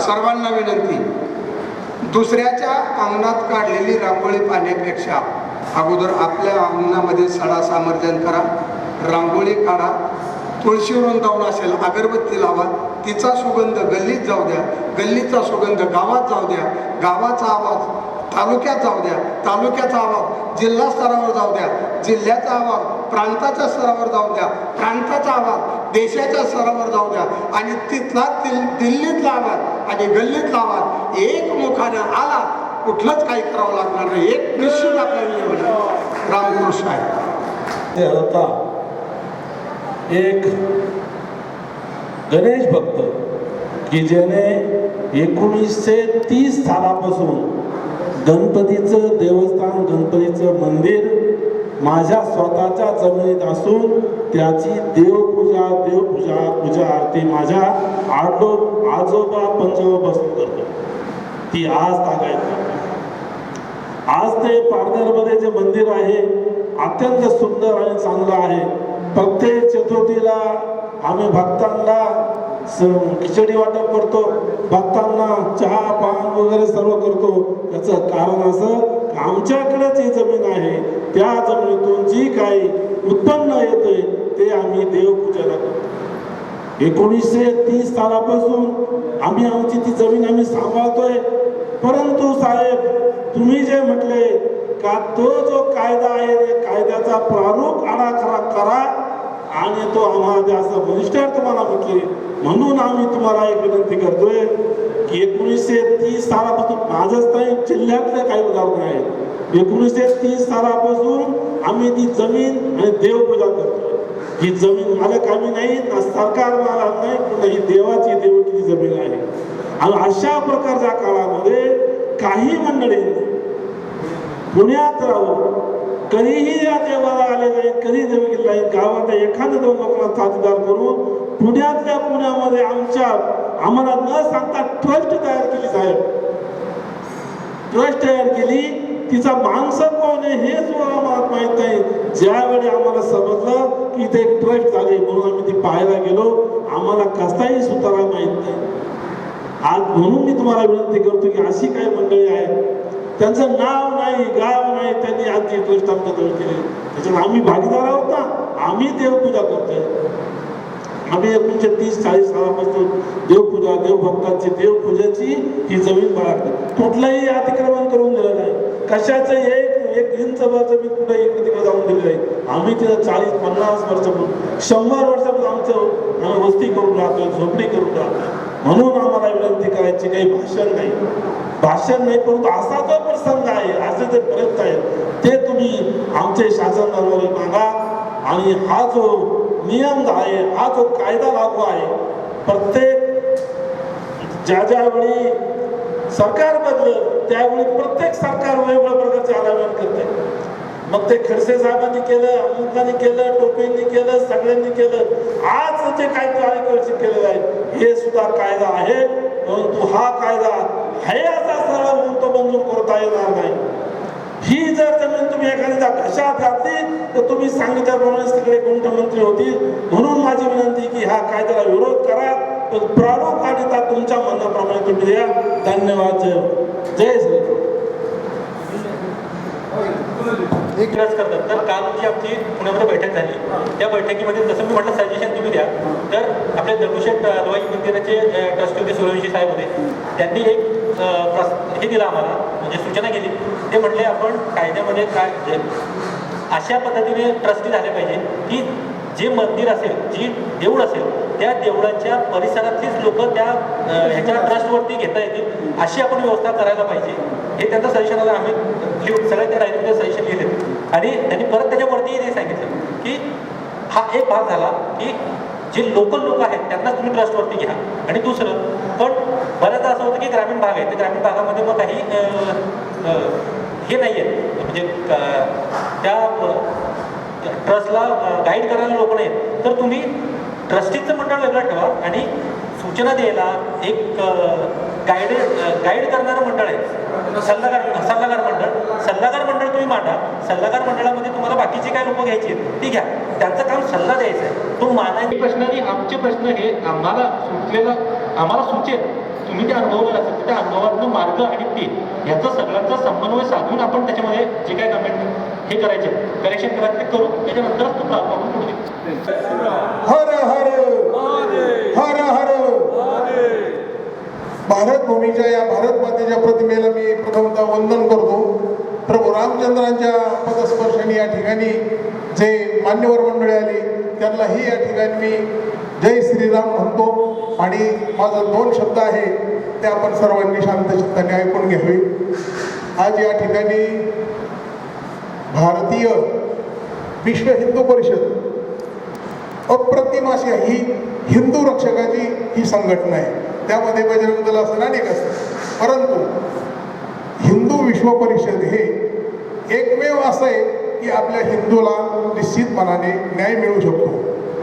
परंतु इथं थोडी माझी एक शंका आहे, ती शंका या ठिकाणी मी प्रामाणिकपणाने मांडतो. आज प्रत्येक महाराष्ट्रामध्ये जिल्ह्यामध्ये ग्रामीण भागामध्ये देवस्थान आहेत आणि त्या ठिकाणी अति गरीब समाज आहे, कोण पुजारी वर्ग. मग त्या ठिकाणी ब्राह्मण असेल, त्या ठिकाणी गुरव असेल, त्या ठिकाणी गोसावी असेल, अनेक प्रकारचे. तर या आजच्या या सभेच्या माध्यमातून मी तुम्हाला एक माझी विनंती मान्य करा, असं माझी आग्रहाची विनंती आहे समाजाच्या वतीने सगळ्यांच्या, की हे सर्व जे बदल होते तो योग्य आहे, याच्यात काही विषय नाही. परंतु असंही करा त्या कायद्यामध्ये थोडा बदल की अगदी खरोखर गरीब सगळा समाज आहे, पुजारी वर्ग सगळा, तर त्या पुजारी वर्गाचा निश्चितपणाने जसं आपण आता आपल्याला जुन्या परंपरेनुसार जमिनी मिळाल्या, आता मी श्री भगवती देवी ट्रस्ट हातवळण देवीचे या ठिकाणचा एक पदाधिकारी आहे, ट्रस्टीचा कार्याध्यक्ष आहे बाळासाहेब गुरव, नगर तालुक्यामध्ये माझं गाव आहे. फार त्रास झाला मला, पण पण आता आहे आपल्याला हे काहीतरी मूळ सापडतंय, त्या मुळाला शोधून मुळाच्या ज्या पद्धतीने पाणी लांबून खेचून घेतं मूळ, त्या पद्धतीने आपली संघटना आहे. म्हणून सर्वसाधारण गोरगरिबांना त्याच्यावरती अन्याय होऊ नये अशी मी सर्व आपले जे पदाधिकारी असतील, विश्व हिंदू परिषदेचे तुम्ही सगळे ज्ञानी मंडळ असेल त्यांना विनंती करून फक्त अन्याय होऊन देऊ नका, एवढीच माझी एक विनंती मान्य करून या ठिकाणी मी मांडतो आणि 2 शब्द थांबतो. जय हिंद, जय भारत. विश्व हिंदू परिषद आम्ही वेगळ्या पद्धतीने याच्यावरती हे काम चालू आहे की प्रत्येक मंदिर जे गावातलं, ग्रामीण भागातलं, दुर्गम भागातलं जरी मंदिर असेल तिथं आपल्याला दिवाबत्तीची सोय करणं, म्हणजे काही मंदिरं अशी की पडझड झाली तर त्या मंदिरांची दिवाबत्तीची सोय करणे, ह्याच्यावरती संघटनात्मक दृष्टीने कामं चालू आहे. त्याच्यावरती आमचं हे अभ्यास चालू आहे, काम चालू आहे. त्याच्यानंतर तुम्ही जे म्हणलात की आता जे पुजारी आहेत, अर्चक आहेत, पुरोहित आहेत किंवा गुरव आहेत, हे लोकांचं असंघटित भाग आहे. तर त्याच्यासाठी त्यांना संघटित करण्यासाठी, त्यांची नोंदणी करण्यासाठी सेंट्रल गव्हर्नमेंटचे, स्टेट गव्हर्नमेंटच्या ज्या स्कीम्स आहेत त्या स्कीम्स त्यांच्यापर्यंत पोहोचवण्यासाठी जे काय लागेल त्याच्यासाठीही आम्ही प्रयत्न चालू आहेत. त्या पद्धतीने त्याची नोंदणी करून घेणं, आयुष्यमान कार्ड असेल, श्रमिक कार्ड असेल. श्रमिक कार्ड हा स्टेट गव्हर्नमेंटचा एक गव्हर्नमेंटचा हे आहे, पण त्याच्यामध्ये आपण बाकीचे सगळे श्रमिक म्हणून नोंद करतात. मी पुजारी आहे, मी तिथला हे आहे, अर्चक आहे, हे म्हणून नोंद होत नाही. आम्ही कॅम्प घेऊन तशा पद्धतीने ते नोंदणी करून घेतोय की तुम्ही अर्चक आहात, तुम्ही पुजारी आहात, म्हणजे मग आम्हाला आणि गव्हर्नमेंटकडे जातोय ह्या घेऊन की बाबा रे आमच्याकडे ह्याच्यामध्ये पण म्हणजे ह्या कॅटेगरीमध्ये एवढी लोकं आहेत की ज्यांच्या उदरनिर्वाहाचा प्रश्न आहे, जे असंघटित आहे, तर तुम्ही याच्यासाठी काहीतरी चालू करा. गव्हर्नमेंटकडे गेल्यानंतर गव्हर्नमेंट काय म्हणतं, डेटा नाही आहे, तर तो डेटाबेस तयार करायचं काम आमचं ऑलरेडी चालू आहे. म्हणजे प्रत्येक ठिकाणी काहीतरी कॅम्प घेऊन तशा पद्धतीने काम चालू आहे. हा एक पॅरल हा गव्हर्नमेंटच्या मागे, म्हणजे तो डेटा तयार करणे गव्हर्नमेंटच्या मागे हा चालू आहे. दुसरा एक उपक्रम असा चालू आहे की जी मोठी मंदिरं आहेत त्या मोठ्या मंदिरांना आम्ही रिक्वेस्ट करतोय, ट्रस्टीजना भेटून इंडिव्हिज्युअली, की प्रत्येक भागामध्ये मंदिर आपल्याकडे खूप आहे, पण काही जुनी मंदिरं आहेत की ज्याला काहीतरी रिलेव्हन्स आहे की आहे, जुन्या काळापासून आहे, पण त्याला तिथं भक्तगण जात नाही, काही कारणाने ते थोडंसं डिलॅमिनेट झालं किंवा ते एवढं मेंटेन नाही. तर आम्ही जे मोठ्या ट्रस्टी आहेत, ज्यांना उत्पन्न चांगलं आहे, त्यांना आम्ही रिक्वेस्ट करतोय की तुम्ही अशी जी काही मंदिरं असतील ती तुम्ही दत्तक घ्या. हे ती मंदिर तुम्ही दत्तक घ्या, जोपर्यंत ते मंदिर स्वयंपूर्ण होत नाही तोपर्यंत तुम्ही त्याची बेसिक रिपेअर मेंटेनन्स असेल त्याच्यासाठी तुम्ही खर्च करा. तिथल्या दिवाबत्तीची व्यवस्था तुम्हाला जे करता येईल मंदिर दत्तक घेऊन, तसं ते पालकत्व त्या मंदिराचं घ्या आणि तुम्ही करा. ज्या वेळेला ते स्वयंभू होईल त्यावेळेला तुम्ही तुमचं परत दुसरं मंदिर घ्या. ह्या पद्धतीने आमची बऱ्याचशा ट्रस्टीशी, म्हणजे पुण्यामध्ये असेल किंवा बाकीच्या जिथं मोठे मोठे ट्रस्ट आहेत, ज्यांचं उत्पन्न आहे, ज्यांची पैसे खर्च करायची ताकद आहे, इच्छा आहे, त्यांच्याशी आम्ही संपर्क करून ह्या दृष्टीने पण काम चालू. उद्योजक असून आपल्या नगरमध्ये दत्त संन्यास आश्रम म्हणून एक मंदिर आहे. ते दत्त संन्यास आश्रम नंदापूर साहेबी त्या ठिकाणी त्याचे सदस्य आहेत, मी स्वतः सचिव आहे त्या ठिकाणी. 1982 पासून ते मंदिर आता अस्तित्वात आहे. तर ते जे काही मंदिर आहे ते मंदिराची जवळजवळ 2 एकर जागा आहे. ती जागा त्या ठिकाणी एक दानशूर माणसाने ते दान म्हणून लेखी आपल्याला त्यांनी दिलेलं आहे. तर त्या जागेवरती 1982 पासून आपण आपलं मंदिर आणि इतर कार्यक्रम आपण त्या ठिकाणी करत असतो. कोणतेही प्रकारची देणगी आपण कोणाकडून घेत नाही. आपल्या मंदिरामधून जे काही आपले ट्रस्टी असतील किंवा जे काही भक्त असतील त्यांच्याकडून आपण ते कार्य चालू आहे की कित्येक वर्षापासून. परंतु आम्ही गेल्या काही दिवसापासून आमच्या त्या मंदिराचे जे काही तिथं अस्तित्वात आहे, त्या मंदिराला जे काही ते दानपत्र मिळालेलं आहे, आम्ही ग्रामपंचायतला तिथल्या सरपंचांना आम्ही विनंती केली की आमचं जे काही मंदिर आहे त्या मंदिराची नोंद ग्रामपंचायतमधून केली जावी. परंतु आम्हाला म्हणावा तसा काही रिस्पॉन्स त्या ठिकाणी मिळाला नाही ग्रामपंचायतकडून. आम्ही त्यांना वेळोवेळी अर्ज दिला, मी स्वतःही त्याच्यामध्ये बऱ्याच वेळा इन्व्हॉल्व झालो. त्यांना विनंती केली आपण मंदिराच्या बरेचसे जे काही कार्यक्रम असतील, इयरली कार्यक्रम वगैरे असेल, त्या कार्यक्रमामध्ये आपण त्यांना खूप विनंती केली की तुम्ही मंदिराची नोंद त्या ठिकाणी करा की भविष्यामध्ये आपलं हिंदूचं मंदिर आहे, दत्त महाराजांचं मंदिर आहे आणि गेल्या जवळजवळ 30-35 वर्षापासून हे मंदिर अस्तित्वात आहे, तर याची नोंद कुठेतरी तुम्ही केली पाहिजे. पण साहेब आपल्याला तिथून काही त्याचा रिस्पॉन्स मिळत नाही. तर याच्यासाठी आपल्याला पर्यायी व्यवस्था किंवा आपण याच्यासाठी अजून पुढे अर्ज केला पाहिजे किंवा अजून काय केलं पाहिजे की जेणेकरून आपली मंदिराची नोंद तिथं केली जाईल. हो, ट्रस्ट रजिस्टर आहे. धर्मदाय आयुक्ताकडे तुम्ही नोंदणी केली आहे, ट्रस्टची नोंदणी केली आहे, प्रॉपर्टीची नोंदणी केली आहे, आणि ग्रामपंचायती नोंदणी करून घेत नाही, ते करत नाहीये. तुम्ही ते सगळं तिकडंही द्या. तुम्ही जे काय दिलं असेल ते तुम्ही कलेक्टरपर्यंत वरती एसपीला तहसीलदारांना द्या आणि ह्याला कलेक्टरकडे द्या. काही लागलं तर यांच्याकडे माझा नंबर आहे, आपण पुढं त्याला कशा पद्धतीने करून घेता येईल. लागलं तर असं काय होतंय, ग्रामपंचायतीमध्ये जे असतं ना ते कर आकारणी पत्र असतं. कर आकारणी पत्रक हे काय टायटल किंवा याचा काही विषय होत नाही. कर आकारणी पत्र म्हणजे तुम्ही आजही नगरपालिकेत जा, नगरपालिकेचं नाव लागलं म्हणजे काय की ते तुमच्या नावावर जी मिळकत असते तिथं भोगवटा आहे, तरी त्याचा टॅक्स भरायचा जेणे रस्ते बिस्ते स्वच्छ होतात त्यासाठी.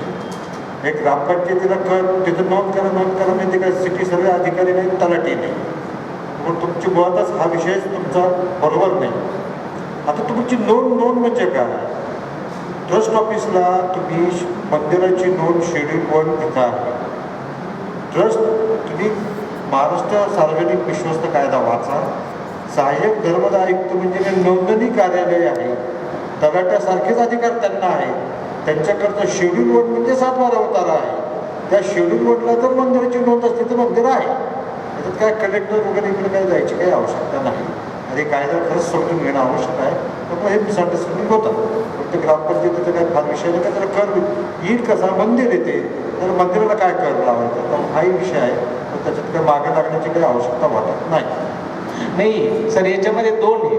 एक जे आहे तर एक ओपन स्पेस आहे आणि एक ॲम्युनिटी आहे. ॲम्युनिटी ऑलरेडी मंदिराच्या नावावरती आहे, म्हणजे काय ओपन स्पेस आहे. त्या ओपन स्पेसची जी 1 एकर जागा आहे तर ती ओपन स्पेसमध्ये ऑलरेडी मंदिर आहे तिथं. त्या ठिकाणी आपण भव्य काय लेआउटमधलं जर असलं, लेआउटमधलं ओपन स्पेस आहे का गावात, लेआउट हे सँक्शन लेआउट आहे का, sanction layout sanction layout open स्पेसमध्ये असली तरी त्याचा कर आकारणी पत्रक तो सगळ्या सरकारच्या नावानेच येतो, त्याचा वेगळा उतारा निघत नाही.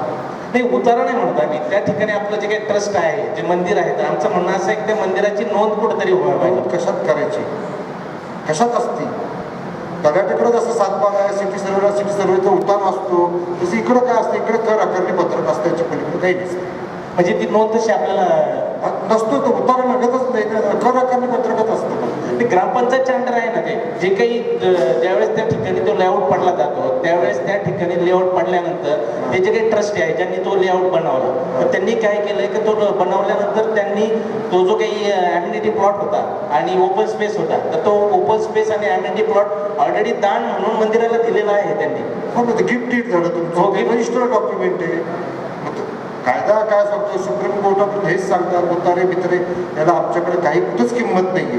तुम्हाला रजिस्टर डॉक्युमेंट पाहिजे, वारसा हक्काने आलं पाहिजे, गिफ्ट डीड आहे तुमच्याकडे, कशाला पाहिजे नोंदण, कशाला काय पाहिजे, काहीच आवश्यक. धन्यवाद सर. नाशिकच्या इथे पंढरनाथ देव ट्रस्ट आहे. ते कायद्यामध्ये ज्या गोष्टींची हे झाली, जवळपास 70 ते 80 ठिकाणी अतिक्रमण झालेले आहे. 10-20% ठिकाणी जे वहिवाटदार आहे त्यांच्या ताब्यामध्ये आहे आणि ते स्वतः करत आहेत. हॅलो, 70 ते 80 ठिकाणी अतिक्रमण आहेत आणि 10 ते 20% जण ते स्वतः वहिवाटत आहेत आणि करत आहेत. पण ते करतायत तर ते स्वतः म्हणजे अनंत अडचणींना करून देऊन अशा गोष्टी करत आहेत. कायद्यामध्ये वर्ग 2ची तुम्ही वर्ग 1मध्ये करणार ही तरतूद आहे, पण ही का करायची गरज पडते किंवा ते का विकणार आहेत, तर त्यांची दुसरी गोष्ट अशी आर्थिक कुचंबना केलेली आहे. बाकीच्या धर्मामध्ये म्हणा किंवा तो विषय न घेता त्यांना ज्या सोयीसुविधा मिळत आहेत किंवा हे मिळत आहेत त्या जर सोयीसुविधा जे करतायत अशांना जर मिळाल्या गेल्या तर कुणालाच इथे विकायची म्हणजे गरज नाही किंवा ती इच्छासुद्धा होणार नाही असं वाटतं. तर त्याच्यामध्ये काही आपल्याला करता येईल. महादेव मंदिर या मसुद्यात निमित्त माझे 4-5 प्रश्न आहेत की शासनाने आपल्याला सांगितलं की देवस्थानची 4.5 लाख हेक्टर जमीन आहे. शासनाकडे त्याचा आकडा आहे की ते देवस्थानची जमीन किती आहे, परंतु ह्या कायद्यामध्ये शासनाने जे अतिक्रमण धारक जे लोक आहेत की त्यांना वहिवाटींनी ती जमीन द्यायची किंवा 2011चा जे कायदा आहे मूळ कायदा तो त्यांना लागू होईल. तो लागू झाल्यानंतर त्यांना ती जमीन त्यात काही मोबदला देऊन ती जमीन त्याच्या नावावर होईल. परंतु हे आज रोजी जे समजा पुजारी आहे तर त्यांना सनद मिळालेली आहे. असे लोक ते मूळ कुळ आहेत, परंतु ह्याच्यावरती जे कुळ लागलेले आहेत त्या जमिनी या कुळांच्या खाजगी लोकांच्या ताब्यात आहेत. ह्यांचा आकडा शासनाने आपल्याला सांगितलं नाही, तो सांगायला पाहिजे. शासनाने त्याचं परिपत्र काढायला पाहिजे की खाजगी जे कुळ सोडून जे खाजगी लोक आहेत त्यांच्या ताब्यात आज रोजी किती जमीन या 4.5 लाख हेक्टरपेक्षा जमीन त्याच्या ताब्यात आहे. जो शासनाने आपल्याला आकडा दिला पाहिजे, कारण हा या जमिनी देवस्थानच्या या खाजगी लोकांच्या घशात झाल्याचा हा शासनाचा कायद्यानुसार एक म्हणजे कायदा यासाठी शासनाने आणलेला आहे. दुसरं एक आहे की जे व्यवस्थाची जमीन आहे पुजारी असतात त्यांना त्यामध्ये काही म्हणजे वहिवाट करता येत नाही किंवा शासनाच्या मध्ये यंत्र लागू नाही. तर पीक पेरणी केली तर त्याच्यावर पीक विमा वगैरे काढता येत नाही. म्हणजे जो खाजगी महसूल अधिनियम आहे शासनाचा तो देवस्थानच्या इनाम जमिनीला लागू करण्यात यावा ही एक मागणी आहे. आणि सिलिंग ॲक्ट आहे ना, हा तो त्यातला आहे ना रद्द केला पाहिजे. हे 3 मागणी. जमीन आणि जागेची प्रॉपर्टी आहे. तर आमची 1953 सालचं रजिस्टर आहे. तर 1953 ही इनामी जमीन नाही, एक जणांनी आम्हाला ही दान दिलेली आहे. तर त्या दान दिलेल्या जमिनीवर आता भारतीय साहेबांनी जसं सांगितलं की बाबा तलाठी धरून नावं लावून घेतली, त्या प्रकारे आमची इथं अवस्था झालेली आहे. म्हणजे जे पूजा अर्चा करीत होते आता करत नाहीत 20-25 वर्षापासून. परंतु त्या काळात त्यांनी जमिनीवर नाव लावून घेतलं. तसंच जागेवर देवस्थानच्या जागेवर किंवा इतर ज्या प्रॉपर्टी त्याच्यावर नाव लावून घेतलेली. तर हे नाव काढण्याबाबतीत आम्हाला थोडं मार्गदर्शन झालं तर योग्य होईल. त्याचा नाव आहे. विषय असा आहे, कुळाची नोंद होणं हा विषय वेगळा आहे.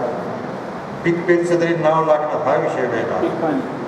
हा पीक पाणी आता 1/4/57 रोजी 1/4/57च्या पूर्वी जर ट्रस्ट रजिस्टर असला तर ती काय कुळा त्याला ते कुळ नोंद लागत नाही, लागत ती चुकीची आहे. 1/4/57 नंतर जर कुळ लागला 1/4/57 नंतर 1/4/57च्या आधीचा ट्रस्ट जर नोंदलेला असता 1/4/57 1 एप्रिल 1957च्या आधीचा जर ट्रस्ट नोंदलेला असता तर त्या जमिनीला कुळ लागत नाही. 1/4/1957 नंतर जर ट्रस्ट असला तर त्याला कुळ लागू शकतो. आता कुळ लागण्याची क्रायटेरिया कशी आहे, त्याला खंडाने वाहतो, पैशाने उत्पन्नात हिस्सा देतो, त्या रीतीवर ते सगळं अवलंबून. अशा जर नोंदी जर झालेल्या असल्या त्याच्याबाबत तहसीलदारकडे हरकत घ्यायची नाही. हरकतीची चौकशी होती, त्याचा निकाल होतो, त्याचा निकाल नाही पटला तर प्रांताकडे अपील करायचं. आणि एवढं सगळं चालू असताना सायमल्टेनियसली ताब्यासाठी दावा दाखल करायचा.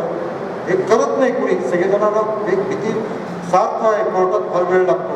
आता वेळ लागणारच आहे पण ते करायला तर पाहिजे ना. सर्व प्रदेशांचा ताब्याचा दावा दाखल करतात. ताब्याचा दावा दाखल म्हणजे सिव्हिल कोर्टातच करते. सिव्हिल कोर्टात दावा दाखल करून टाकायचं सगळं होतं. असं का आहे म्हणजे मालकी तुमची ते काही न घेता असं कोणाला ताब्यात ठेवता येत नाही. त्यालाही लिमिटेशन 12 वर्षाचं आहे. म्हणजे जेव्हापासून तो हॉस्टाईल झाला तेव्हापासून मागच्या आत 12 वर्षाच्या आत तुम्ही ताब्याचा दावा करायला पाहिजे, करून लगेच चालू करायला पाहिजे. आणि शेतजमीन असलेल्या त्या ताब्याच्या दाव्याला स्टॅम्प फक्त फार किरकोळ लागतो. बिगर शेती असली तर त्याला मार्केट प्राईसप्रमाणे स्टॅम्प लागतो. त्यामुळे त्या पद्धतीने तुम्ही ॲक्शन घेतली गेली पाहिजे. 1953 आहे आमचा 54 आहे, त्या कुळ लागू शकत नाही त्याला. धन्यवाद. एक मस्के नगर तालुक्यात गाव आमचं दहीगाव. आमच्या टचचा अनुक्रमांक 334 आणि नोंदणी 22 जानेवारी 1954. आता सध्या ते पब्लिक ट्रस्ट आहे 1991 पासून. पण आमच्या देवस्थानाला इनामवर्गात 108 एकर जमीन आहे. आणि जे पुजारी होते आमचे त्या खंडपीठात केस गेली होती, तिथून निकाल लागला त्यांनी हक्क सोडून दिला. देवस्थानची जमीन देवस्थानात असं त्यांनी कबूल केलं आणि त्यांना वंश परंपरा 2 त्यांचे ट्रस्टमध्ये नेमणूक केली. एक मुद्दा गावाचा मान्य केला, एक त्यांचा मान्य केला. आणि आजच्या परिस्थितीत राहिलं इतर हक्काचे कुळ आहेत इनामवर्ग 3ला ते आता सध्या आता हे कायद्यामुळे ते सगळं संघटित केलेत आणि आता आमच्या बत्तीस ग लागवड एकूण कायदा लावणे हा स्पष्ट उल्लेख आहे आणि त्यावेळेस चार्टर्ड कमिशन पुण्याचं त्यांचं पण आदेश आहे सदर प्रॉपर्टी ट्रस्ट आणलेले असा फेरपडले त्याचे सगळे.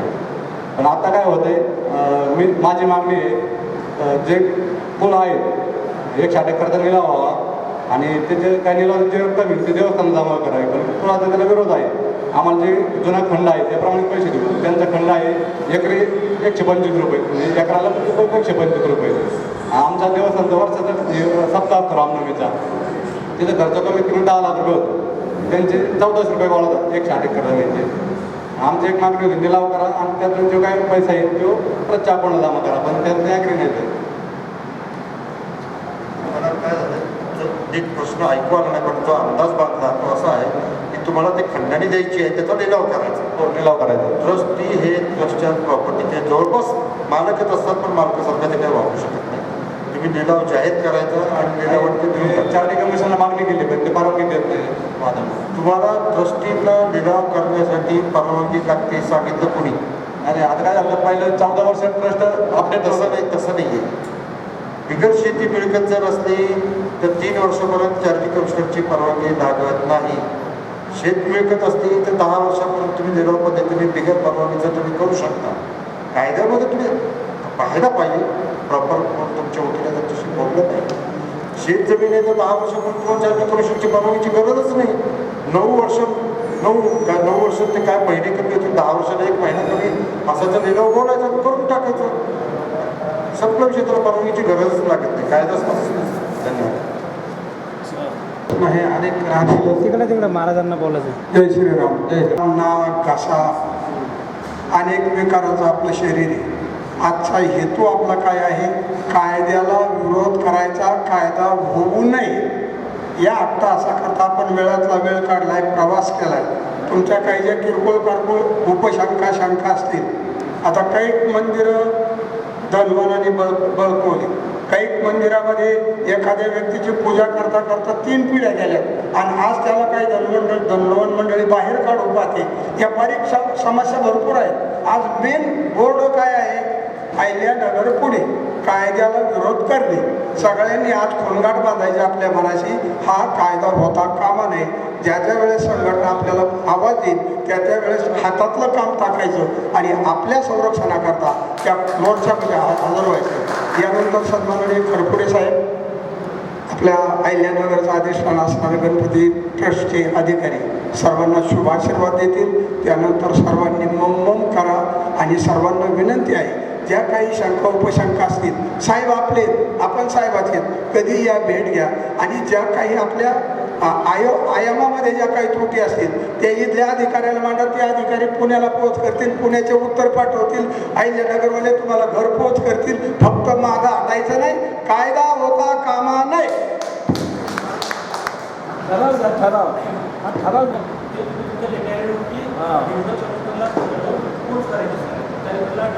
कलेक्टरला निवेदन देऊन टाका तुम्ही. आज या ठिकाणी कायदे तज्ञ विज्ञ पुण्याचे ॲडव्होकेट साहेब ह्या मंदिरासंदर्भात कायदेविषयी आपल्या अहिल्यानगरमध्ये जे मार्गदर्शन पण या ठिकाणी आलात आणि त्यांनी संपूर्ण महाराष्ट्रभर हे जे सर्व मंदिराचे जे अभ्यासपूर्वक त्यांनी विचार विनिमय करून आपल्या पुढे हा त्यांचे जे प्रश्न मांडण्याचा त्यांनी उपक्रम केला. मी अहिल्यानगरच्या वतीने त्यांना धन्यवाद देतो आणि त्यांचे आभारही मानतो. हे सर्व काम करत असताना साहेब आपल्याला भरपूर परिश्रम घ्यावा लागतात. कायद्याचा अभ्यास करावा लागतो. कायदा आहे, नवीन कायदे येत असतात, जुने कायदे असतात, काही मोडफेड असतात, काही नवीन कायदे झालेले असतात. हे सर्व करत असताना आपल्याला मनुष्यबळाची आवश्यकता आहे, आर्थिक दृष्टीची आवश्यकता आहे. हे आपण जे काम घेतलं ते खरंच ह्या महाराष्ट्राला खरं हिंदू साम्राज्य जर म्हणतात हिंदू जागृती जर करायची असेल तर खऱ्या अर्थाने हे काम आहे. आपण सर्व जयंत्या साजरा करतो, उत्सव साजरे करतो, पण कायद्याकडे आपण दुर्लक्ष करतो. आहे ते आपल्या प्रॉपर्टी इतर लोक घेऊन जातात, हिसकावून घेतात, नाही तिथे अतिक्रमण होतं, आपण तिकडं दुर्लक्ष करतो, हे वेगवेगळीपणा करतो. फार मोठ्या प्रमाणात आपण लक्ष देत नाही. खऱ्या अर्थानं आपण जर केलं, कायदे तज्ज्ञ आहे त्यांचे सल्ले घेतले, मसलत घेतली, आपण कंटिन्यू त्यांच्या जर संपर्कात जर असो, ते निश्चित आपल्या संस्थेचे फायदे होऊ शकतात असं मला वाटतं. मी त्यातून एक गेलेला आहे, कार्यकर्ता आहे. हे करत असताना आपल्या सगळ्या प्रश्न माझी विनंती आहे, आता आपण प्रश्न मांडले, कायद्याचे अनेक मोठे विषय आहेत, त्यात आपण एक त्यांच्याशी समोरासमोर संपर्क केला पाहिजे, त्यांच्याशी त्यांची एकजीव केला पाहिजे, त्याने पाठपुरावा केला पाहिजे, त्यातून मार्ग निघू शकतो. हे माझा आजचा अनुभव आहे. हे केल्याशिवाय होत नाही आहे. ठीक आहे, प्रत्येकाच्या अडचणी अनेक आहेत, विषय अनेक आहेत, कायदे अनेक आहेत. हे पूर्णपणे माझा एक अजूनही सल्ला असेल, आपल्याला एखादा जर तज्ज्ञ रिटायर्ड जज जर मिळाला, आपण त्यांचाही सल्ला घ्यावा. मी छोटा कार्यकर्ता आहे, मी तुमच्या पुढे अभ्यासाने कमी पडत, पण एक माझा एक वैयक्तिक सल्ला आहे, आपण त्याचे सल्ले घ्यावे. आणि अशीच कार्य जे आहे आपण पूर्णपणे महाराष्ट्रावर राहावं. तुम्हाला ट्रस्टी लोक तुम्हाला साथच देतील आणि फार तुम्ही चांगलं काम करता. पुण्यतिथ्या वगैरे आमचे उत्सव सगळे चालूच राहतील. इथून पुढे आमच्या सुरेंद्रनगर अहिल्यानगरच्या यांनी तुम्हाला हार्दिक हार्दिक शुभेच्छा. तुम्हाला पुढील कामामध्ये यश येवो. की धन्यवाद. जय हिंद, जय महाराष्ट्र. आभार प्रदर्शन आणि पसायदार. मी ॲडव्होकेट जयदीप देशपांडे सरांना विनंती करतो की त्यांनी आभाराचा कार्यक्रम सांगण्याचा करा.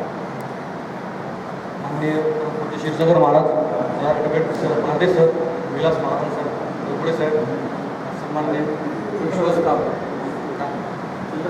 चंद्रकांत आणि उपस्थित सर्व विश्वस्त देवस्थानचे भक्त, आज या कार्यक्रमाला पुण्याहून महाराज सर आले, महादेव सर आले, महाराज आले, यांचं सर्वांचं मी मनापासून आभार मानतो. तसेच हे जे कार्यालय आपल्याला मोफत उपलब्ध करून दिलं, पटेल मंगल कार्यालयाचे विश्वस्त, त्यांचे मी आभार मानतो. सर्वांना विनंती की जेवणाची व्यवस्था केलेली आहे. आणि आणखी एक गोष्ट सांगायची की आपला हा जो विरोध जो आहे, हा फक्त कायद्याचा विरोध आहे, आपला सरकारचा विरोध नाही. सरकार आपलंच आहे, फक्त कायद्याचा विरोध आहे. या कायद्यामध्ये ज्या अपेक्षितदृष्ट्या आपल्या वातावरण करतोय त्या दृष्ट्या निषेध होती. संबंधित मंत्र्यांशी वगैरे सगळ्यांशी संपर्क झालेला आहे.